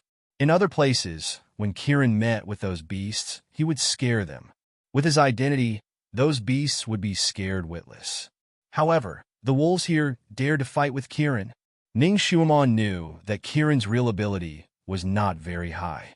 Once they fought, he might not be a match for these wolves. There are too many wolves. He is no match for them. A voice sounded behind her. Ning Shuima's body stiffened. She abruptly turned her head and saw the ancestor leaning against a large rock. Behind the white jade mask, his eyes were already open. His line of sight fell on the little Qilin in the distance. Kirin had been surrounded by wolves. From time to time, various howls could be heard from the circle. Blood flew from time to time, and under the thin sunlight, it was a tragic beauty. Ning Shuima was holding the ancestor and couldn't avoid the attack of the wolves. So, she put him on the big rock and guarded him. Seeing that he woke up, Shuima was relieved. "Ancestor, where is this place?" The ancestor glanced at her indifferently. "This is the Dark Forest. It was originally the place where I trained my disciples. So, this is the Dark Forest." Ning Shuima had heard Yi Qingwan mention this place more than once. She had always thought that the Dark Forest was some barren place outside Buddha Lotus Mountain. She didn't expect that it was under the White Tower. So, this is the ancestor's territory. Then, these wolves, are they also reared by the ancestor? Reared wolves? Did he think that he was very free? The wolves here were born from the hostility of heaven and earth. Every tree here has countless wolf souls imprisoned. When one group falls, another group will come out from the wolf soul tree.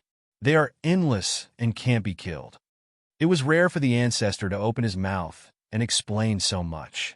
So, these ghost-face trees were called wolf soul trees. Then, the ghost-face faces on the trees were actually wolf faces?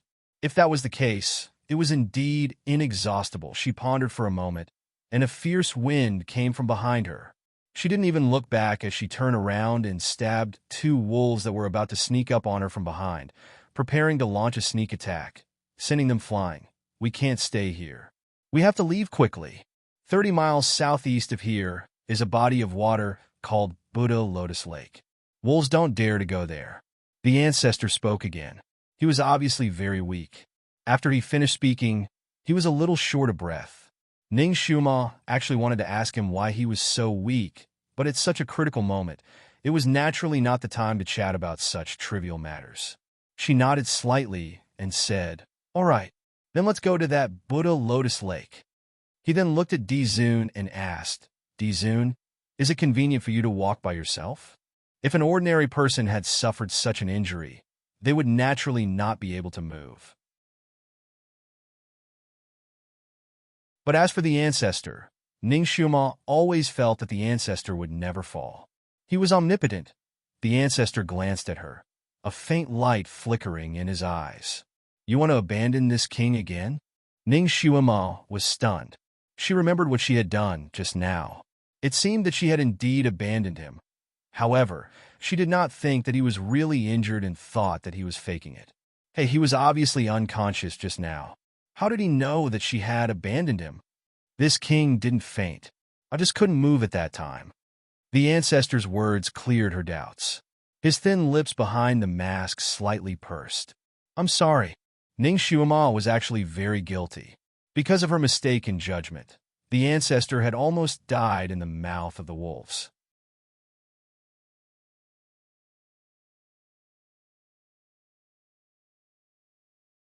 Chapter 746. Dizun looked at her without saying anything. Just now, Ning Shuima didn't even look back and left him alone. He was still a little disappointed. He was seriously injured because of her, but Shuima actually abandoned him. Her heart was not ordinary. From this, he could see that she didn't have much affection for him. Dizun used his divine sense to sense her running away without looking back.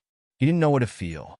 Originally, he could have woken up quickly, but because of his restless state of mind, his injuries worsened and he almost fainted. This place was his territory, so he naturally knew what was in this place.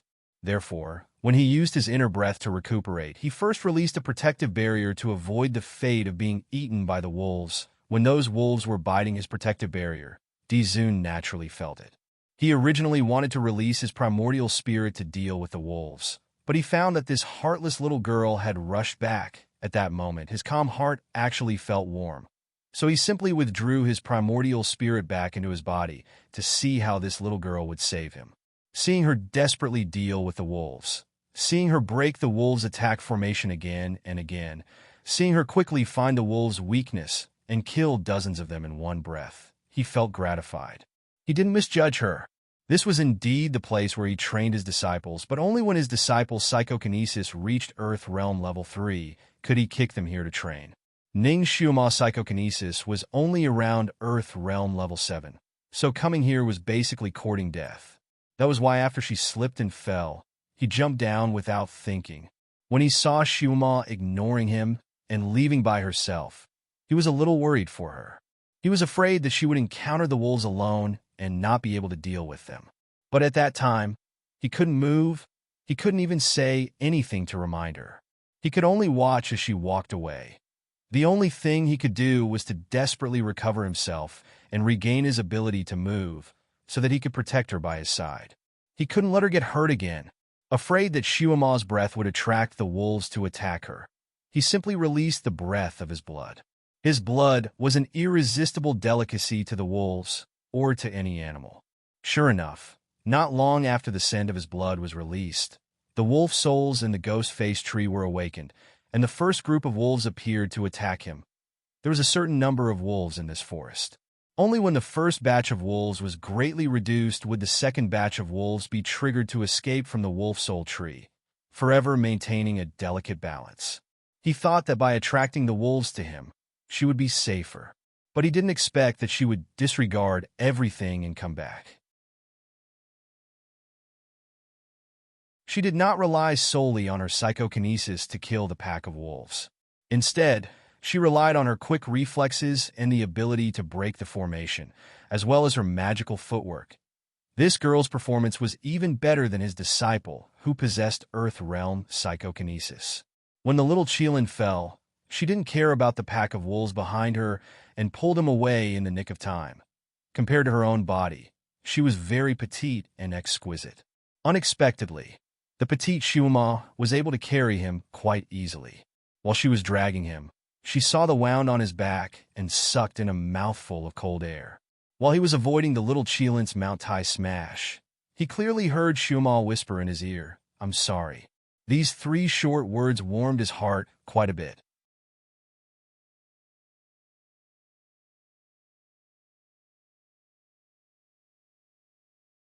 Chapter 747. Now that he heard Xiuma apologize, Dizun looked at her with an unfathomable gaze. Ning Xiuma felt her scalp tingle under his gaze. Under his gaze, there seemed to be an ambiguous feeling lingering around him. She blinked her eyes. Now was not the time to think about these messy things. She looked at Dizun, who was injured and unable to move, and thought about the current situation.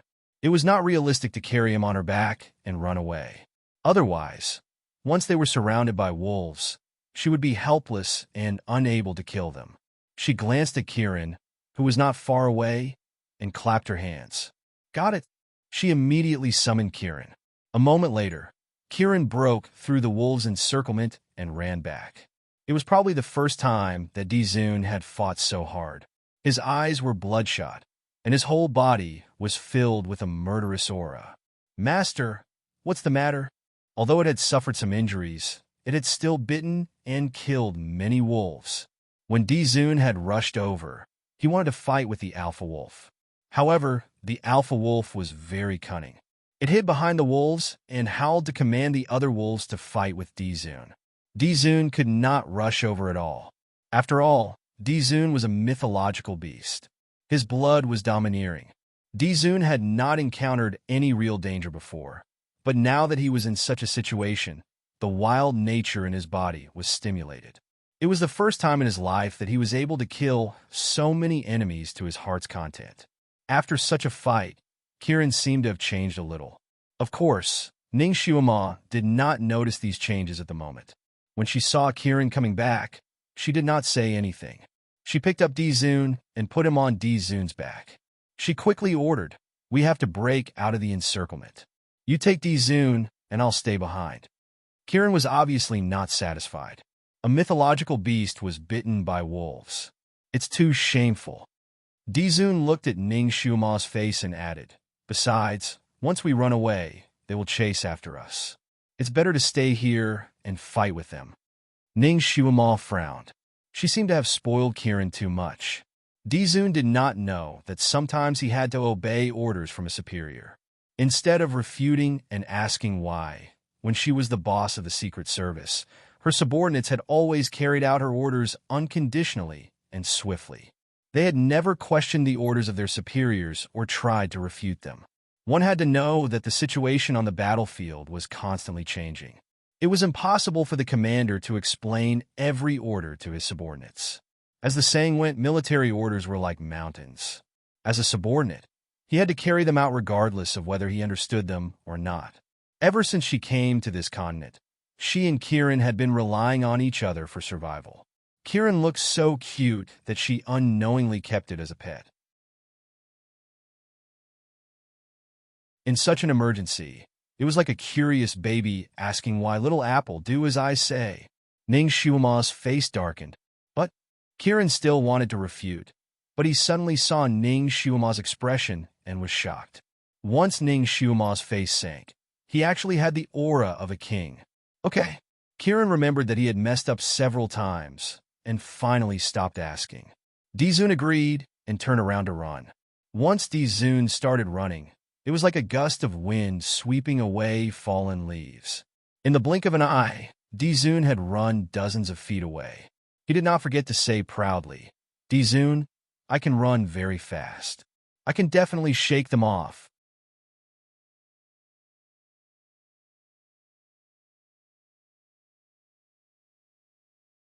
Chapter 748. As Kirin was running, it felt that something was wrong, so it turned around to look. Ow! Dizun was pinched. Dizun, who was supposed to be riding on its back, was nowhere to be seen. "Bastard Kirin, get back here!" Ning Shuima's angry scolding came from its head. Kirin was stunned. It was the first time that Ning Shuima had scolded it like that. Obviously, it had really pissed her off. It hurriedly looked to the back and saw that Ning Shuima was surrounded by the wolves. Through the gaps between the wolves, it could faintly see a corner of white clothes. God. It had forgotten that Dizun was seriously injured, so he could barely sit on its back. Due to its sudden movement, Dizun fell off its back. If Ning Shuima hadn't rushed over and protected Dizun, it was afraid that it would have been bitten several times by the wolves. Kirin hurriedly ran back, tearing and biting a bloody path, and once again rushed into the encirclement. Dizun was indeed sitting there, and his lips were even paler. Obviously, the fall just now had worsened his injuries. The little Qilin tucked its tail between its legs, not daring to look into Ning Shuima's eyes that were burning with anger. It immediately rushed to the ancestor, picked him up with its mouth, and threw him on its back. "Ancestor, sit tight. This time, I will definitely run steadily. Grow bigger," Dizun said. Although his voice was weak, it was also very determined. He was already so weak, but there was still a kind of pressure on his body, so Kirin didn't dare to disobey. While muttering, "If my body is too big, it's not suitable for running in the jungle," it still grew 2 times bigger. Originally, its body was like a little pony, but now it was like an adult horse. Dizun stretched out his hand to Ning Shuima, who was still fighting among the wolves, and said, "Come up." Ning Shuima was naturally very smart, so she immediately understood what he meant. Dizun was afraid that he couldn't sit on Kirin, so he wanted her to protect him from behind. "That's good." Ning Shuima killed a wild wolf and leaped onto Kirin's back, sitting right behind Dizun. Ignoring the bloodstains on the ancestor's back, she stretched out her left arm and wrapped it around his waist. "Don't worry. I'm here. This way, you won't fall down." His right hand was still madly waving the wolf soul tree branch, blocking the wolf's attack. Dizun's body stiffened slightly. He lowered his eyes and looked at Ning Xiuma's small hand that was holding him. A strange light flashed through his eyes. He had lived for so many years, and he had always been the one protecting others. He had always been the one being treated as a powerful backer. This was the first time a woman had hugged him with her delicate arms and told him that she would protect him. This feeling of being protected, it seemed pretty good too. Dizun was very satisfied. He took advantage of the situation to lean into Ning Xiuma's arms and snorted. Although his voice was weak, it was still extremely magnetic. Ning Xiuma didn't know what to say. Fortunately, she was quite strong now. If she was an ordinary woman, she would have been directly pushed off Kiran's back by such a big man. However, he was really weak now, so weak that he couldn't even sit on Kiran's back. It seemed that leaning in her arms was safer. At this time, Ning Xiuma didn't have time to think about other things. She still had to deal with the wolves that would jump over and bite them from time to time. Fortunately, Kiran was very reliable this time. It ran fast and steadily. Every time it made a sharp turn or jumped over a tree, it would remind them, so that the two people on its back wouldn't accidentally fall down.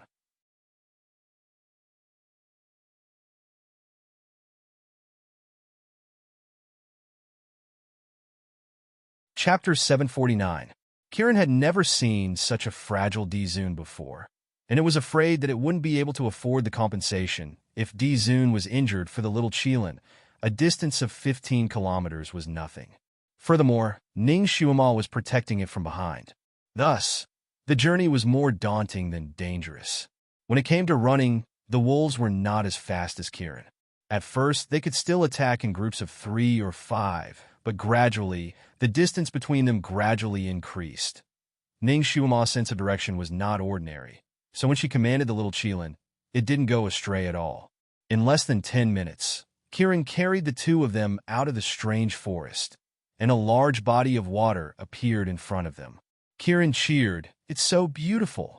Ning Xiuma had been paying attention to the movements behind her, but when she heard Kiran's shout, she looked forward, and her eyes lit up.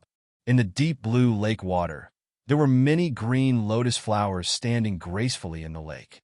Pink lotus flowers could be seen everywhere, but how many people had seen green lotus flowers before?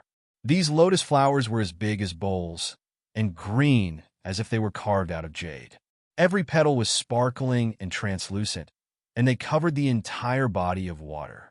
Every lotus flower had a circle of faint white light, as if it was covered with a layer of Buddha's light. No wonder it was called Buddha Lotus Lake. It was indeed a worthy name. The wolves behind them chased after them. "Jump on it and walk according to the Chiman technique," Dizun said. His voice seemed to be weaker. Chiman technique? Kiran was confused. It didn't know how to do that. Moreover, these lotus flowers looked so fragile and translucent, as if a strong breath could blow them away and melt them. Could such a delicate lotus flower bear its huge weight? Moreover, it was carrying two people on its back. If they stepped on it, it would not only be difficult to destroy the flowers, but they would also fall into the water immediately. Fortunately, Ning Xiuma knew the Chiman technique, and she knew that Dizun must have his reasons for saying so. At this time, he couldn't fool her and Kiran. Therefore, he immediately instructed Kiran to choose which lotus flowers to jump. The little Qilin thought that at worst, he would just fall into the water. Following Ning Xiuma's instructions, he jumped towards the lotus flowers. When the little Qilin stepped on it, it felt that although it was a soft flower, it didn't have the slightest intention of shaking. When it stepped on it, there was even a trace of ice-cold aura drilling into the soles of its feet, making it exceptionally comfortable. These lotuses had such strong spiritual energy. Kiran's eyes lit up. Without any hesitation, he followed Ning Xiuma's instructions step by step. When it was about 70 to 80 feet away, it heard a thumping sound behind it. When it heard the sound, it turned around.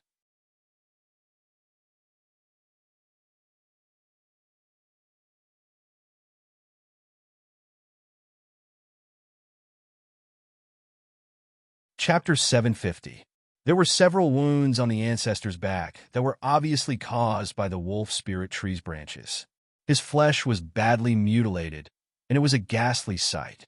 It turned out that the great god could also be injured, and such a serious injury. The ancestor's injuries were caused by protecting her, but what kind of shameful thing did she do just now? Leaving him like this and running away alone? I'm sorry. She sighed and sincerely apologized. The ancestor's body slightly stiffened. He could feel her fingers lightly touching his back.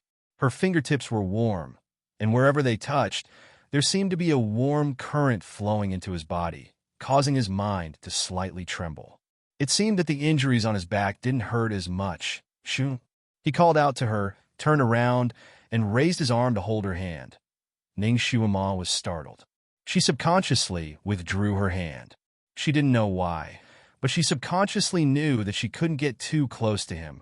Her rejection made the ancestor's movements slightly pause. The pair of black eyes behind the mask looked at her, but he didn't say anything. The atmosphere between the two was slightly strange. Ning Shuima lightly coughed and said indifferently, "Ancestor, I think we need to find a quiet place. Your injuries need to be treated." The ancestor looked at her for a moment and then said, After the time it took to drink a cup of tea, Kiran finally reached the end of those Buddhist lotuses. At the end of the lotuses, there were light-colored jellyfish-like things. These jellyfish had a layer of faint fluorescent light on their bodies. They were constantly swimming on the surface of the water, constantly changing patterns, and were extremely beautiful. Kiran was about to step on them when the ancestor shouted, "Wait!" Kiran hurriedly retracted her hose, but because she was in too much of a hurry, her body swayed, and the two people on her body almost fell into the water. "Help me down," the ancestor said in a low voice.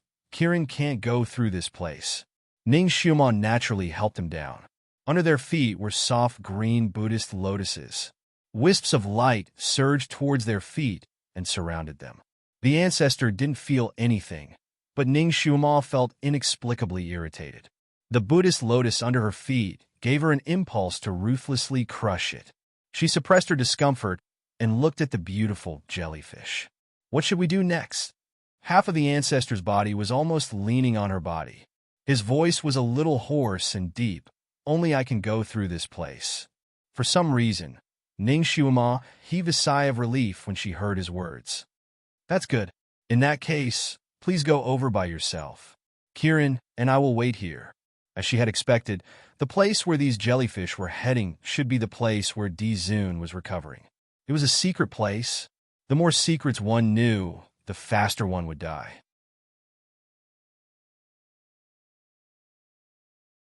Ning Shuima knew this very well. Besides, she wasn't interested anyway. Now was a good time to leave. Her wishful thinking was ruthlessly broken by the ancestor. "You must come with me." "Why?" Ning Shuima widened her eyes. "My injury. Don't tell me you don't want to take care of me again." The ancestor's black eyes seemed to be a little hurt. Hearing his words, Ning Shuima felt a bit guilty and paused for a moment. "But didn't you say that only you can enter this place?" Before she finished speaking, her waist was suddenly tightened. She was unexpectedly picked up by the ancestor. "I'll carry you there." The ancestor turned his head and said to Kiran, "You can wait here, or you can go to the dark forest to gain experience."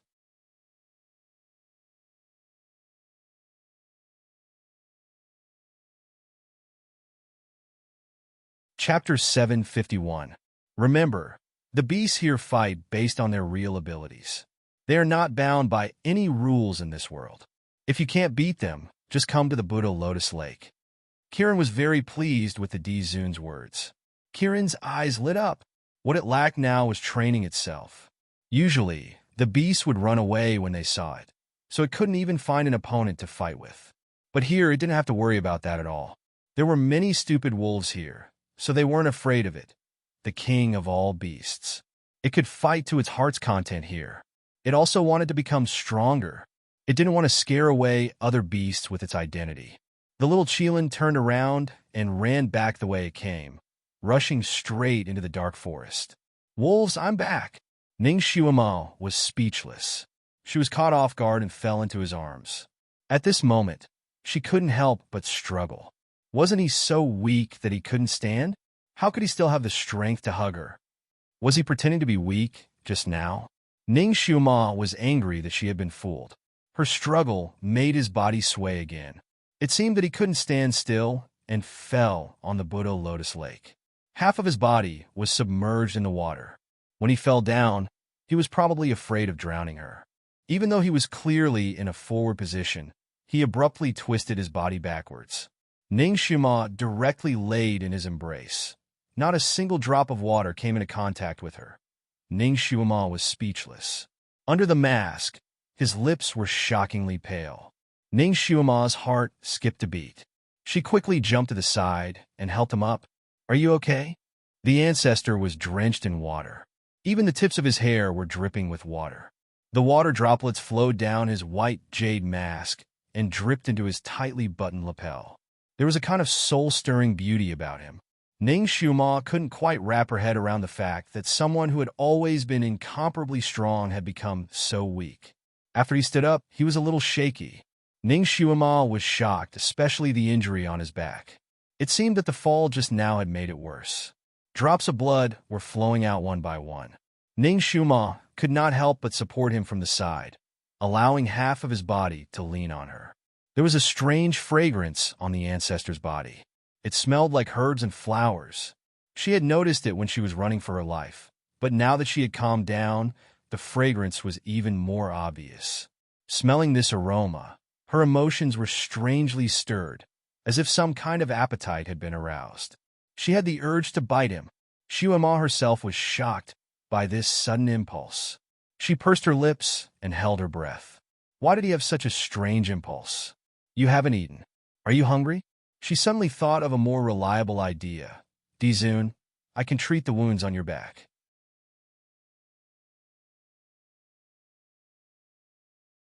"After I'm done, you can..." Before she could finish her sentence, her body suddenly tightened and then lightened.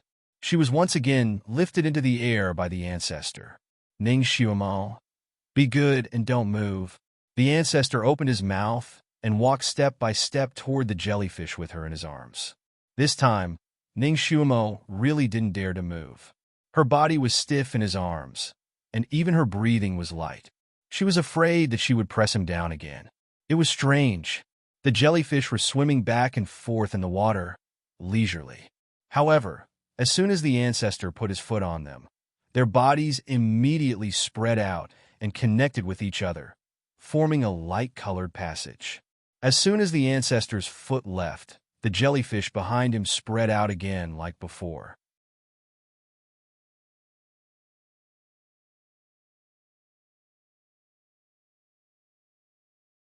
Chapter 752. The scene looked beautiful, but Ning Xiuma was very nervous at the moment. How could she be in the mood to enjoy the scenery? She looked at the Dizun's face from time to time, fearing that he would pass out. Although the Dizun was very weak, he was swaying with every step. Ning Xiuma's heart was also swaying. Fortunately, he was holding her firmly and didn't have the slightest intention to throw her away. Ning Xiuma's body was stiff. In fact, she was ready to jump to the ground and hug him if he couldn't hold her. However, the Dizun didn't give her this opportunity. He carried Xiuma and walked for about 100 steps on the jellyfish road. In front of them appeared an oversized jellyfish. No, it was an oversized jellyfish-like house. The house looked transparent from afar, like a crystal, but they couldn't see anything inside. It was as beautiful as a fairy tale castle. Ning Xiuma didn't expect to see such a house in such a place. When she saw it, she was a little stunned. The style of this castle didn't look like the work of the Dizun. So fairy tale, so dreamy. Could it be that the Dizun's illegitimate daughter lived in it? She was shocked by her own thoughts. How could a person like the Dizun have an illegitimate daughter? He didn't even have a decent lover. There was a crystal-like platform in front of the jellyfish-like castle. The Dizun held her and walked to the platform. He shook violently and was about to fall to one side. Fortunately, Ning Xiuma was prepared this time. She immediately did a somersault and jumped to the ground. Then, like lightning, She used her shoulder to support the ancestor's falling body. Humph! She knew it would be like this. When people were seriously injured, they usually relied on their last breath to do anything. Once they reached the destination, they would definitely fall down. It worked every time. The Dizun was so weak that he couldn't be supported. Ning Xiuma used half of her body to support him, but he still wanted to slip down. Ning Xiuma had no choice but to bend down and carry him up. The ancestor was tall and big. Now that he was being carried like a princess, his long arms and legs almost drooped to the ground. Ancestor, are you all right? Ning Xiuma carried him up the steps and arrived in front of the castle gate. The gate of the castle was sky blue and translucent, with a faint pearl light flowing on it. It was so beautiful that it was like a dream. Ning Xiuma was shocked. The jellyfish-like castle and the shell-like door gave her a familiar yet strange feeling. Perhaps she had seen such a dreamy place in her childhood dreams? Go in. The ancestor spat out these two words softly, his lips turning even paler. At this time, Ning Xiuma didn't have time to study the unbelievably beautiful door. She kicked the door open and carried him in. The sky was like a dome, enveloping the surroundings. Ning Xiuma knew that the layout of the castle should be very dreamy, but she didn't expect it to be this dreamy. The ceiling was transparent like glass and was semicircular. When he looked up, he could see the deep blue sky outside. In the dark forest, the sky was always covered by clouds and fog, but here, he could see the real sky clearly. The sky was dark blue, and there were a few white clouds floating. The reflection of the white clouds even reflected on the dark blue floor. They floated slowly, as if the sky and the world were one. Walking in the castle made people feel as if they were walking in the sky. Free and unfettered among the white clouds, there was only one hall in the castle, which looked like a dreamy sky. The most conspicuous thing in the hall was a big bed.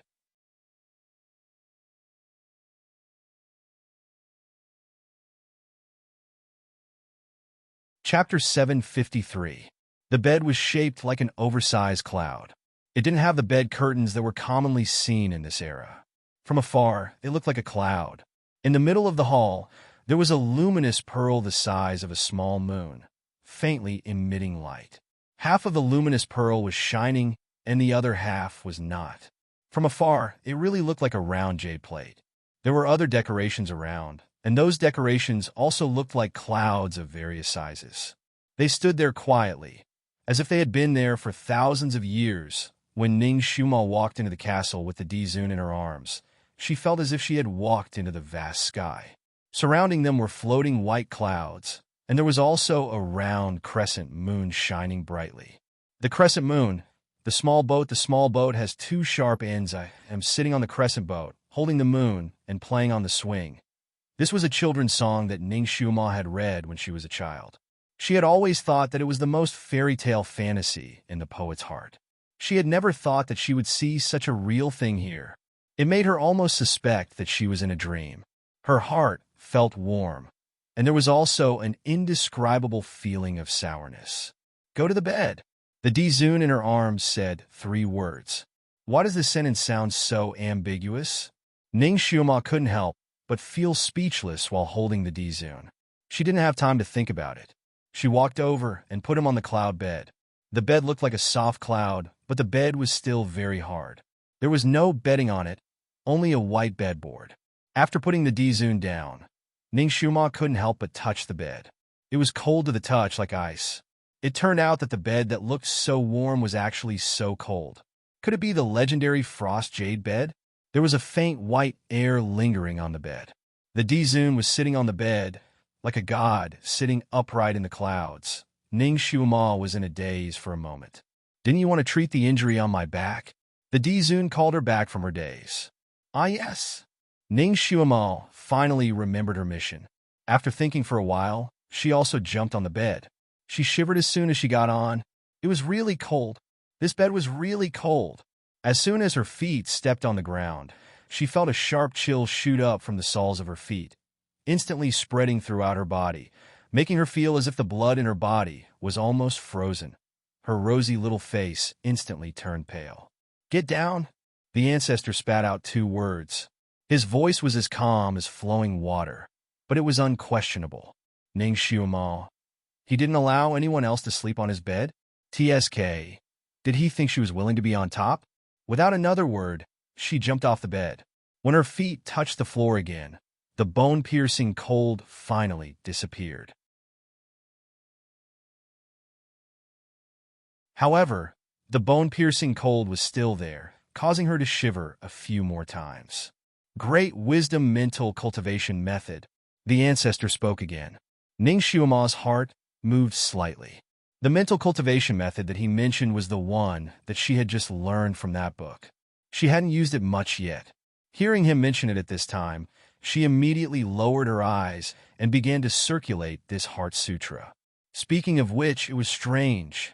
After circulating this Heart Sutra for a short while, the bone-piercing cold seemed to be driven away by something in her body and retreated. After a moment, her body returned to normal, and her little face regained its rosy color. It turned out that the reason why he asked her to get off the bed was not because he didn't allow her to sleep on the bed, but because her body was not strong enough to sleep on the bed. Ning Xiuma's displeasure lessened a little. She raised her head to look at the ancestor and was shocked.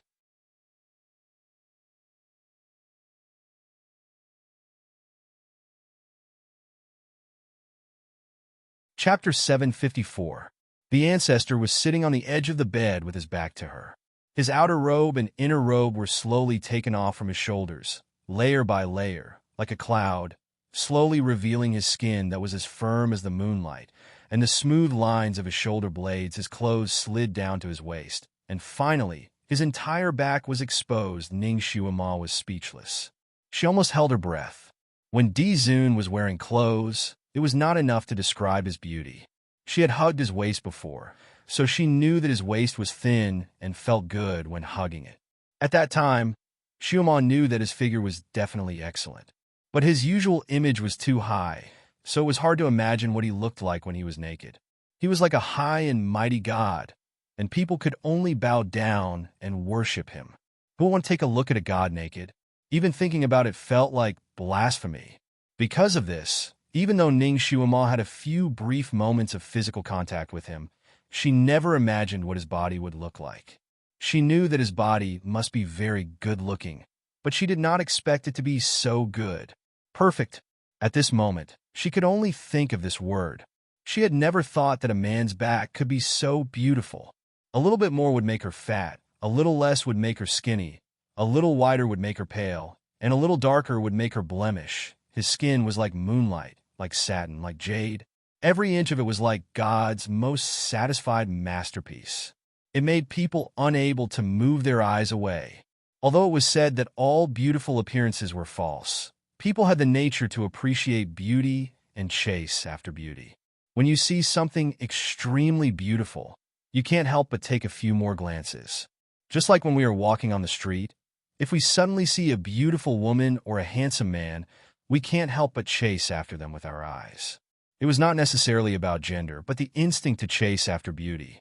As a secret agent, Ning Xiuma had received all kinds of training. One of them was that she would not be fascinated by any beautiful things, so as to avoid being greedy and messing up the plan. Therefore, people like her didn't care about appearances. She had met countless handsome men and beautiful women since she transmigrated, but she had never been fascinated by their appearances. At most, she would look at them from a purely admiring point of view. However, this time, Ning Xiuma saw Di Zun's naked back and could not move her eyes away. Her eyes were fixed on his back, on those wounds. There were 3 wounds that were not very long, but extremely deep. To be exact, there were 3 broken branches of the ghost-faced tree that pierced into his back. The broken branches were still embedded in his back, blocking the wounds.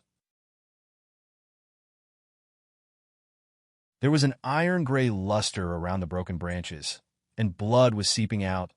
These 3 wounds on such a perfect back were simply like 3 annoying flaws on a piece of top-grade jade, making people want to use violence to erase those flaws and restore it to its original state. Ning Xiuma's eyes stared fixedly at the 3 wounds. For a moment, she did not make any movements. Although Di-Zun's back was facing her, he could feel her gaze on his back, his thin lips slightly raised. Rong Yuishenlin said that women also like beauty. When necessary, the temptation of beauty could be a good way to win the heart of a beauty. In fact, Di-Zun did not agree with Rong Yuishenlin's words. Now it seemed that Rong Yuishenlin was right. Women were also easily fascinated by beauty.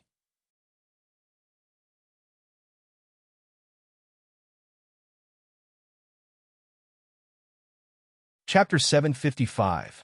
Although he had no choice but to show his naked back at this time, if he could charm Shuama at the same time, it would also be a gain. A moment, a minute, 2 minutes. The Di-Zun sat on the bed with his back exposed and did not rush her. The longer she charmed him, the more effective it would be. But wasn't she staring at him for a little too long? 5 minutes had passed, but she still hadn't come back to her senses. The Di-Zun's lips curved into a perfect arc under the mask. He said, "Didn't you want to treat me?" Although his voice was still light, there was a touch of gentleness. The Di-Zun, "Can you feel how deep these 3 broken branches are? How long are they inside? Which organs are hurt? Look at the positions of these 3 broken branches. The top one is in the left atrium of the heart, the middle one is in the spleen, and the bottom one is in the left kidney." Ning Shuama spoke in a professional doctor's tone, and then a series of professional terms. She had been lost in thought for a long time, not because she was charmed by his naked back, but because she was calculating how his wounds might have hurt his organs. How should she treat them? The Di-Zun's back stiffened, and the smile on his lips unknowingly disappeared. The Di-Zun, "You should be able to feel how deep these broken branches are, right?" Ning Shuama had said so much in one breath, but she didn't hear any response from him. She was a little puzzled, so she asked again, "You won't faint, will you?" The Di-Zun had his back to her, so she couldn't see his facial expression. But even if he was facing her, she couldn't see it, right? After all, he was wearing a mask. She only saw him take a deep breath and finally say, "No." These 2 words were stiff. He paused and then added a few more words. "As for how deep the branches are, how many patients know? Are you pretending to be a miracle doctor? Observe for yourself." He seemed to be in a bad temper. Well, no one would be in a good mood after suffering such a serious injury. It was so painful. Ning Shuama was determined not to argue with him. Once she entered the doctor mode, she wouldn't care about anything else. She began to listen to his breathing, his heartbeat, and the color of his injured skin to determine how much the branches had pierced into his body. Di-Zun's medical skills were also very good. Although he didn't look back, he could sense Ning Shuma's movements and determine what she was doing. A moment later, he said faintly, "A doctor is particular about looking, listening, questioning, and feeling the pulse. Do you want to observe my complexion?" A large part of observing a person's complexion was to look at his face, tongue coating, and so on. However, he was wearing a cold jade mask. How could she tell? She had heard that when the ancestor appeared, he never took off his mask. Even his disciple didn't know what he looked like. Of course, at this time, he wouldn't take off his mask and let her see his face, right? Just as Shuama finished her thought, the ancestor, who had his back to her, suddenly turned around slowly. Ning Shuama's heart skipped a beat. He couldn't help but take 2 steps back. He had already taken off his mask. It had already been plucked. She revealed an astonishingly beautiful, yet astonishingly cold pair of eyes. Ning Shuama was very familiar with this face. So familiar that she couldn't pretend that she didn't know it. Han Shangyue. It was Han Shanyue's face. His facial features were definitely his, but compared to when he was Han Shanyue, he was much more three-dimensional and handsome. Compared to when he was Han Shanyue, it was also a grade higher.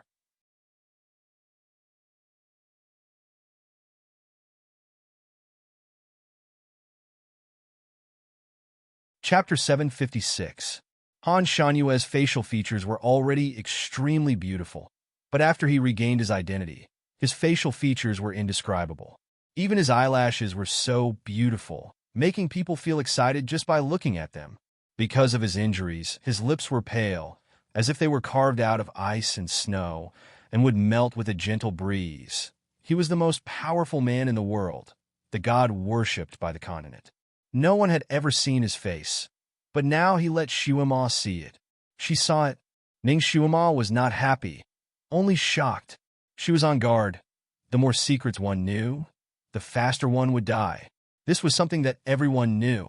Therefore, the less one knew about the secrets of the gods, the safer one would be. Usually, when a god revealed all his secrets in front of someone, it meant that he wanted to kill that person. Ning Shuima did not know what expression to use to face him. She took a step back and felt unsafe, so she took another step back. The Dizun's eyes fell on her face, and he saw that she was obviously on guard. He was slightly stunned. Did she really lose her memory? Did she forget about Han Shangyue? Playing the pipa song she played in the Imperial Garden at the White Tower was the first step to admitting his identity. He thought that Shuima would expose his identity at that time. Unexpectedly, she did not. She treated him like a stranger, polite and distant, as if she did not recognize him at all. Now that he had taken off his mask and revealed his true face, was she still going to act dumb?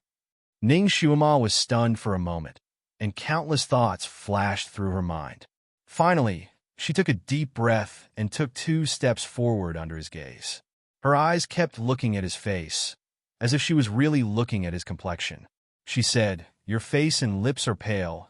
You must have lost a lot of blood." She began to talk about some professional terms, and based on his complexion and the signs of his organs, she guessed his injuries. The Dizun pursed his lips tightly.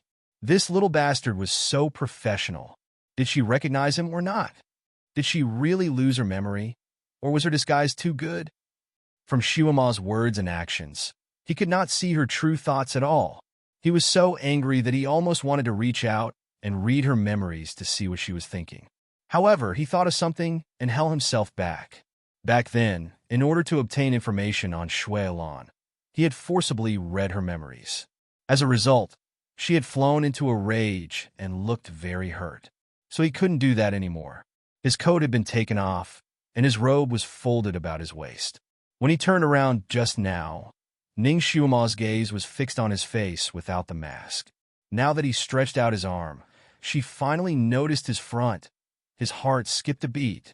His shoulders, his neck, his collarbone, his chest, his abdomen, his waist, they were all in her line of sight.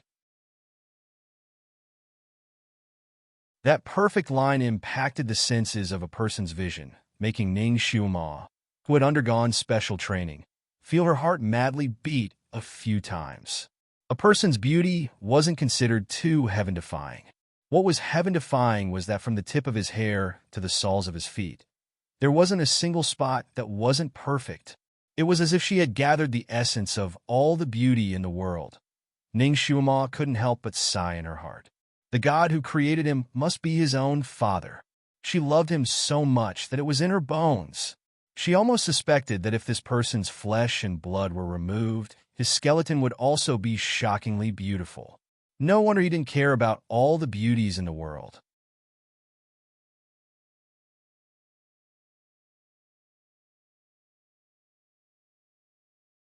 Chapter 757. No wonder he didn't care about all the beauties in the world. He was already so beautiful. So what kind of beauty could catch his eye? If he wanted to see a beauty, he could just look at himself in the mirror. This was really challenging the limits of her psychological endurance. Therefore, Ning Shuima's gaze decisively shifted upwards. Stare at his mouth.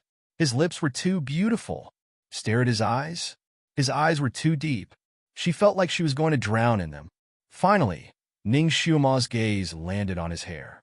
Although his hair was also as smooth as satin, she was often bombarded by shampoo advertisements. So his hair wasn't that impactful. She was looking for a suitable position for her eyes when he suddenly stretched his hand in front of her eyes. His jade-like fingers made her want to play with them. Take his pulse? Yes, she should take his pulse. Ning Shuima subconsciously placed her hand on his wrist, wanting to check his pulse. However, she didn't expect that just as her fingers touched his wrist, he would suddenly flip his wrist. Like lightning, he grabbed her wrist and abruptly pulled her into his embrace. Although Ning Shuima was caught off guard, her martial arts were pretty good now.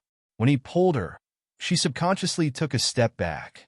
Dizun was still seriously injured and didn't have enough strength to pull her over. Instead, he was pulled off the bed by Shuima. He directly pounced on Ning Xiuma plop.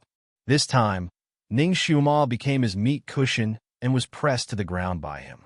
She didn't know if it was a coincidence or if he did it on purpose. But when he pressed her down, his lips were pressed against Xiuma's lips.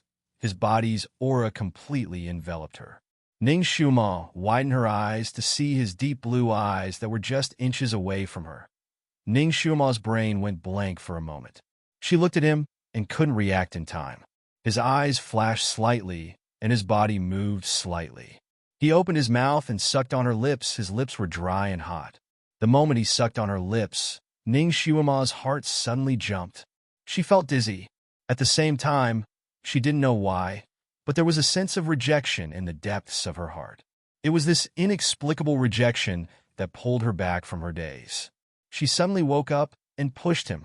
In her nervousness, she used a little more strength. He was pushed over and rolled off her body. He fell to the ground with a plop and lay there on his back. Ning Xiuma jumped up and lowered her head to look at him. She saw that his eyebrows were deeply furrowed. His pair of eyes seemed to be looking at her, yet they also seemed to be lifeless. His lips opened and closed. "Xiuma, do you not recognize me?" His voice was a little hoarse, as if he was at a loss. Ning Xiuma's heart felt as if it had been struck by a sledgehammer. She stared at him. What? He didn't say hey. Han Shan Yue. Ning Xiuma called out the name that had been hovering in her mouth ever since she saw him. Her voice was trembling. "Don't sleep. Say it clearly." He didn't move. His eyebrows were tightly knitted, as if he was enduring some kind of pain. Ning Xiuma finally remembered his injuries and abruptly jumped up in shock. Damn it, there were still 3 iron-like branches stuck in his back. She didn't know if her push just now had shaken his injury. At this time, she didn't have time to think about anything else. She quickly went forward and carried him back to the cloud bed and let him lie there.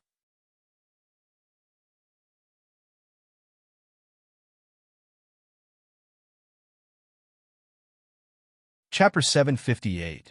Ning Xiuma checked the wound on the Dizun's back. She couldn't help but touch her forehead. The 3 branches had pierced even deeper.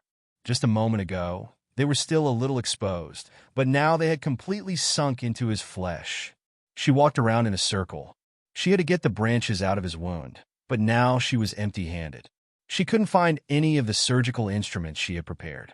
Without a scalpel or other surgical instruments, how could she get the branches out of his wound? She quickly searched around the castle and actually found a kitchen knife and a boning knife in a small room that was partitioned out like a storage room. These 2 things were originally sealed in a rotten wooden box.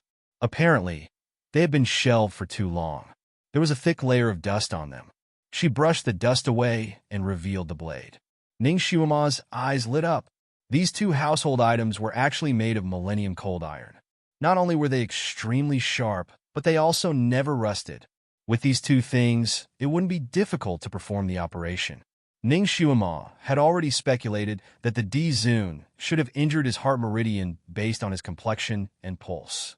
Among the 3 wounds, the uppermost one was the most dangerous, while the other 2 were only superficial wounds. In Ning Xiuma's mind, the Dizun should be so strong that he should be invulnerable. It was hard to imagine that he could be injured like this by these branches. She had the surgical instruments, but she didn't have any antiseptic gauze or medicine. The Dizun might have some on him, but he couldn't take them out if he didn't wake up. Xiuma didn't give up and called him a few more times. She even poked the Dizun's palm with the jade hairpin on her head, but he still didn't wake up. Helpless, she had to take the risk and perform the operation. In order to prevent him from waking up halfway through the operation, she simply pressed a few more acupoints to make him more unconscious. The conditions here were very simple, so Ning Xiuma kept everything simple. First, she washed his back with water and then roasted the 2 knives with fire. Then, she disinfected them with fire and began the operation. Finally, she managed to pull out 2 bloody branches from the ground. Their length gave Ning Xiuma a fright. The shortest of these 2 branches was half a foot long. When he pulled them out, blood gushed out from the wounds. Fortunately, Ning Xiuma knew how to stop the bleeding by pressing acupoints. She quickly treated his wound. Because there was no medicine, she could only use the rejuvenation technique that she had just learned to clean the wound. Then, she tore a piece of her dress and bandaged the wound. It took Ning Xiumo a lot of effort to pull out the topmost branch. After all, this branch was blocking the heart meridian. If she was careless, she could cut it off and he would never wake up again. Xiumo carefully pried open the flesh around him.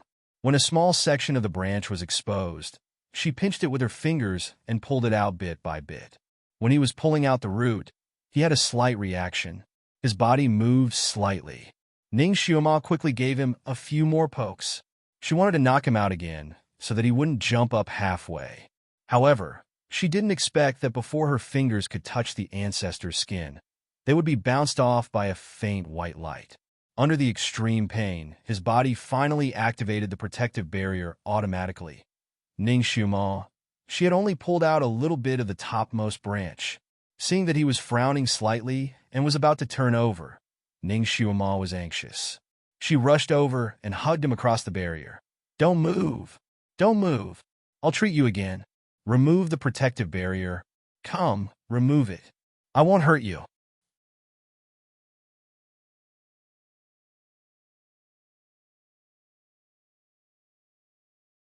Chapter 759. The ancestor's body slightly stiffened, and he actually stopped moving.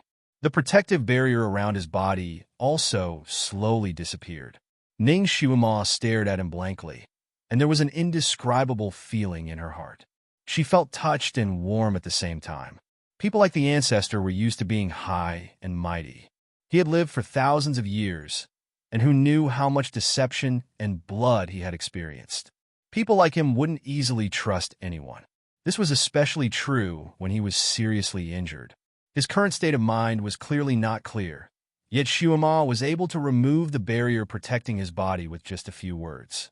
This showed that in his subconscious mind he still believed in her. He believed that she wouldn't harm him. Naturally, this wasn't the time to let her imagination run wild. So Ning Xiumo calmed down and immediately began to treat the last wound. After half an hour, she finally pulled out the branch little by little. Its length made her extremely shocked. It was almost 7 inches long. It was inserted from his back. According to this length, this thing should have pierced his heart. If a normal person was hit like this, they would have died long ago. Fortunately, he was the ancestor. He had already cultivated to become an immortal, right? That was why he could follow her for so long after his heart was pierced, and even carry her to this illusory castle. She looked at the end of the branch that had pierced his flesh. The tip was sharp, and the color was a little strange. It faintly emitted a charming purple color, and even emitted a faint fluorescent light. What was going on? She knew that this branch was poisonous, so when she pulled it out, she used a snow-white handkerchief as a cushion. However, this poison shouldn't have much effect on the ancestor, because when she pulled out the 2 branches, she didn't find any abnormalities. The color of the blood flowing out of his body was also normal.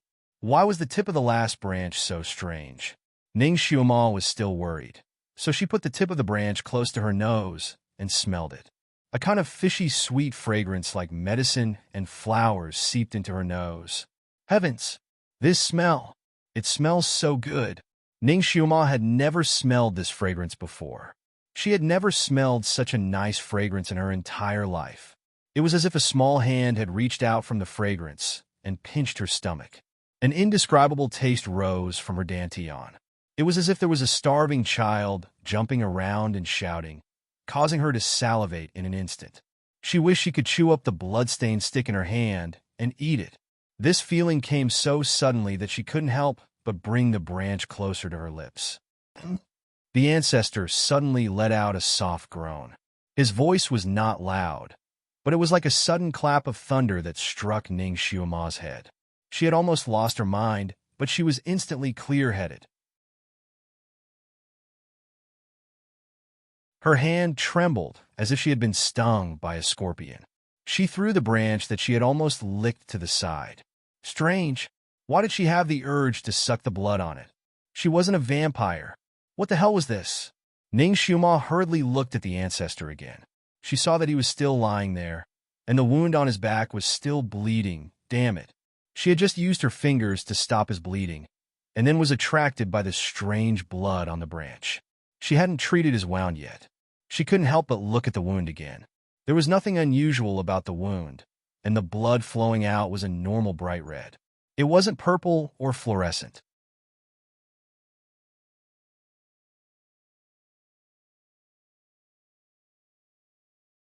Chapter 760.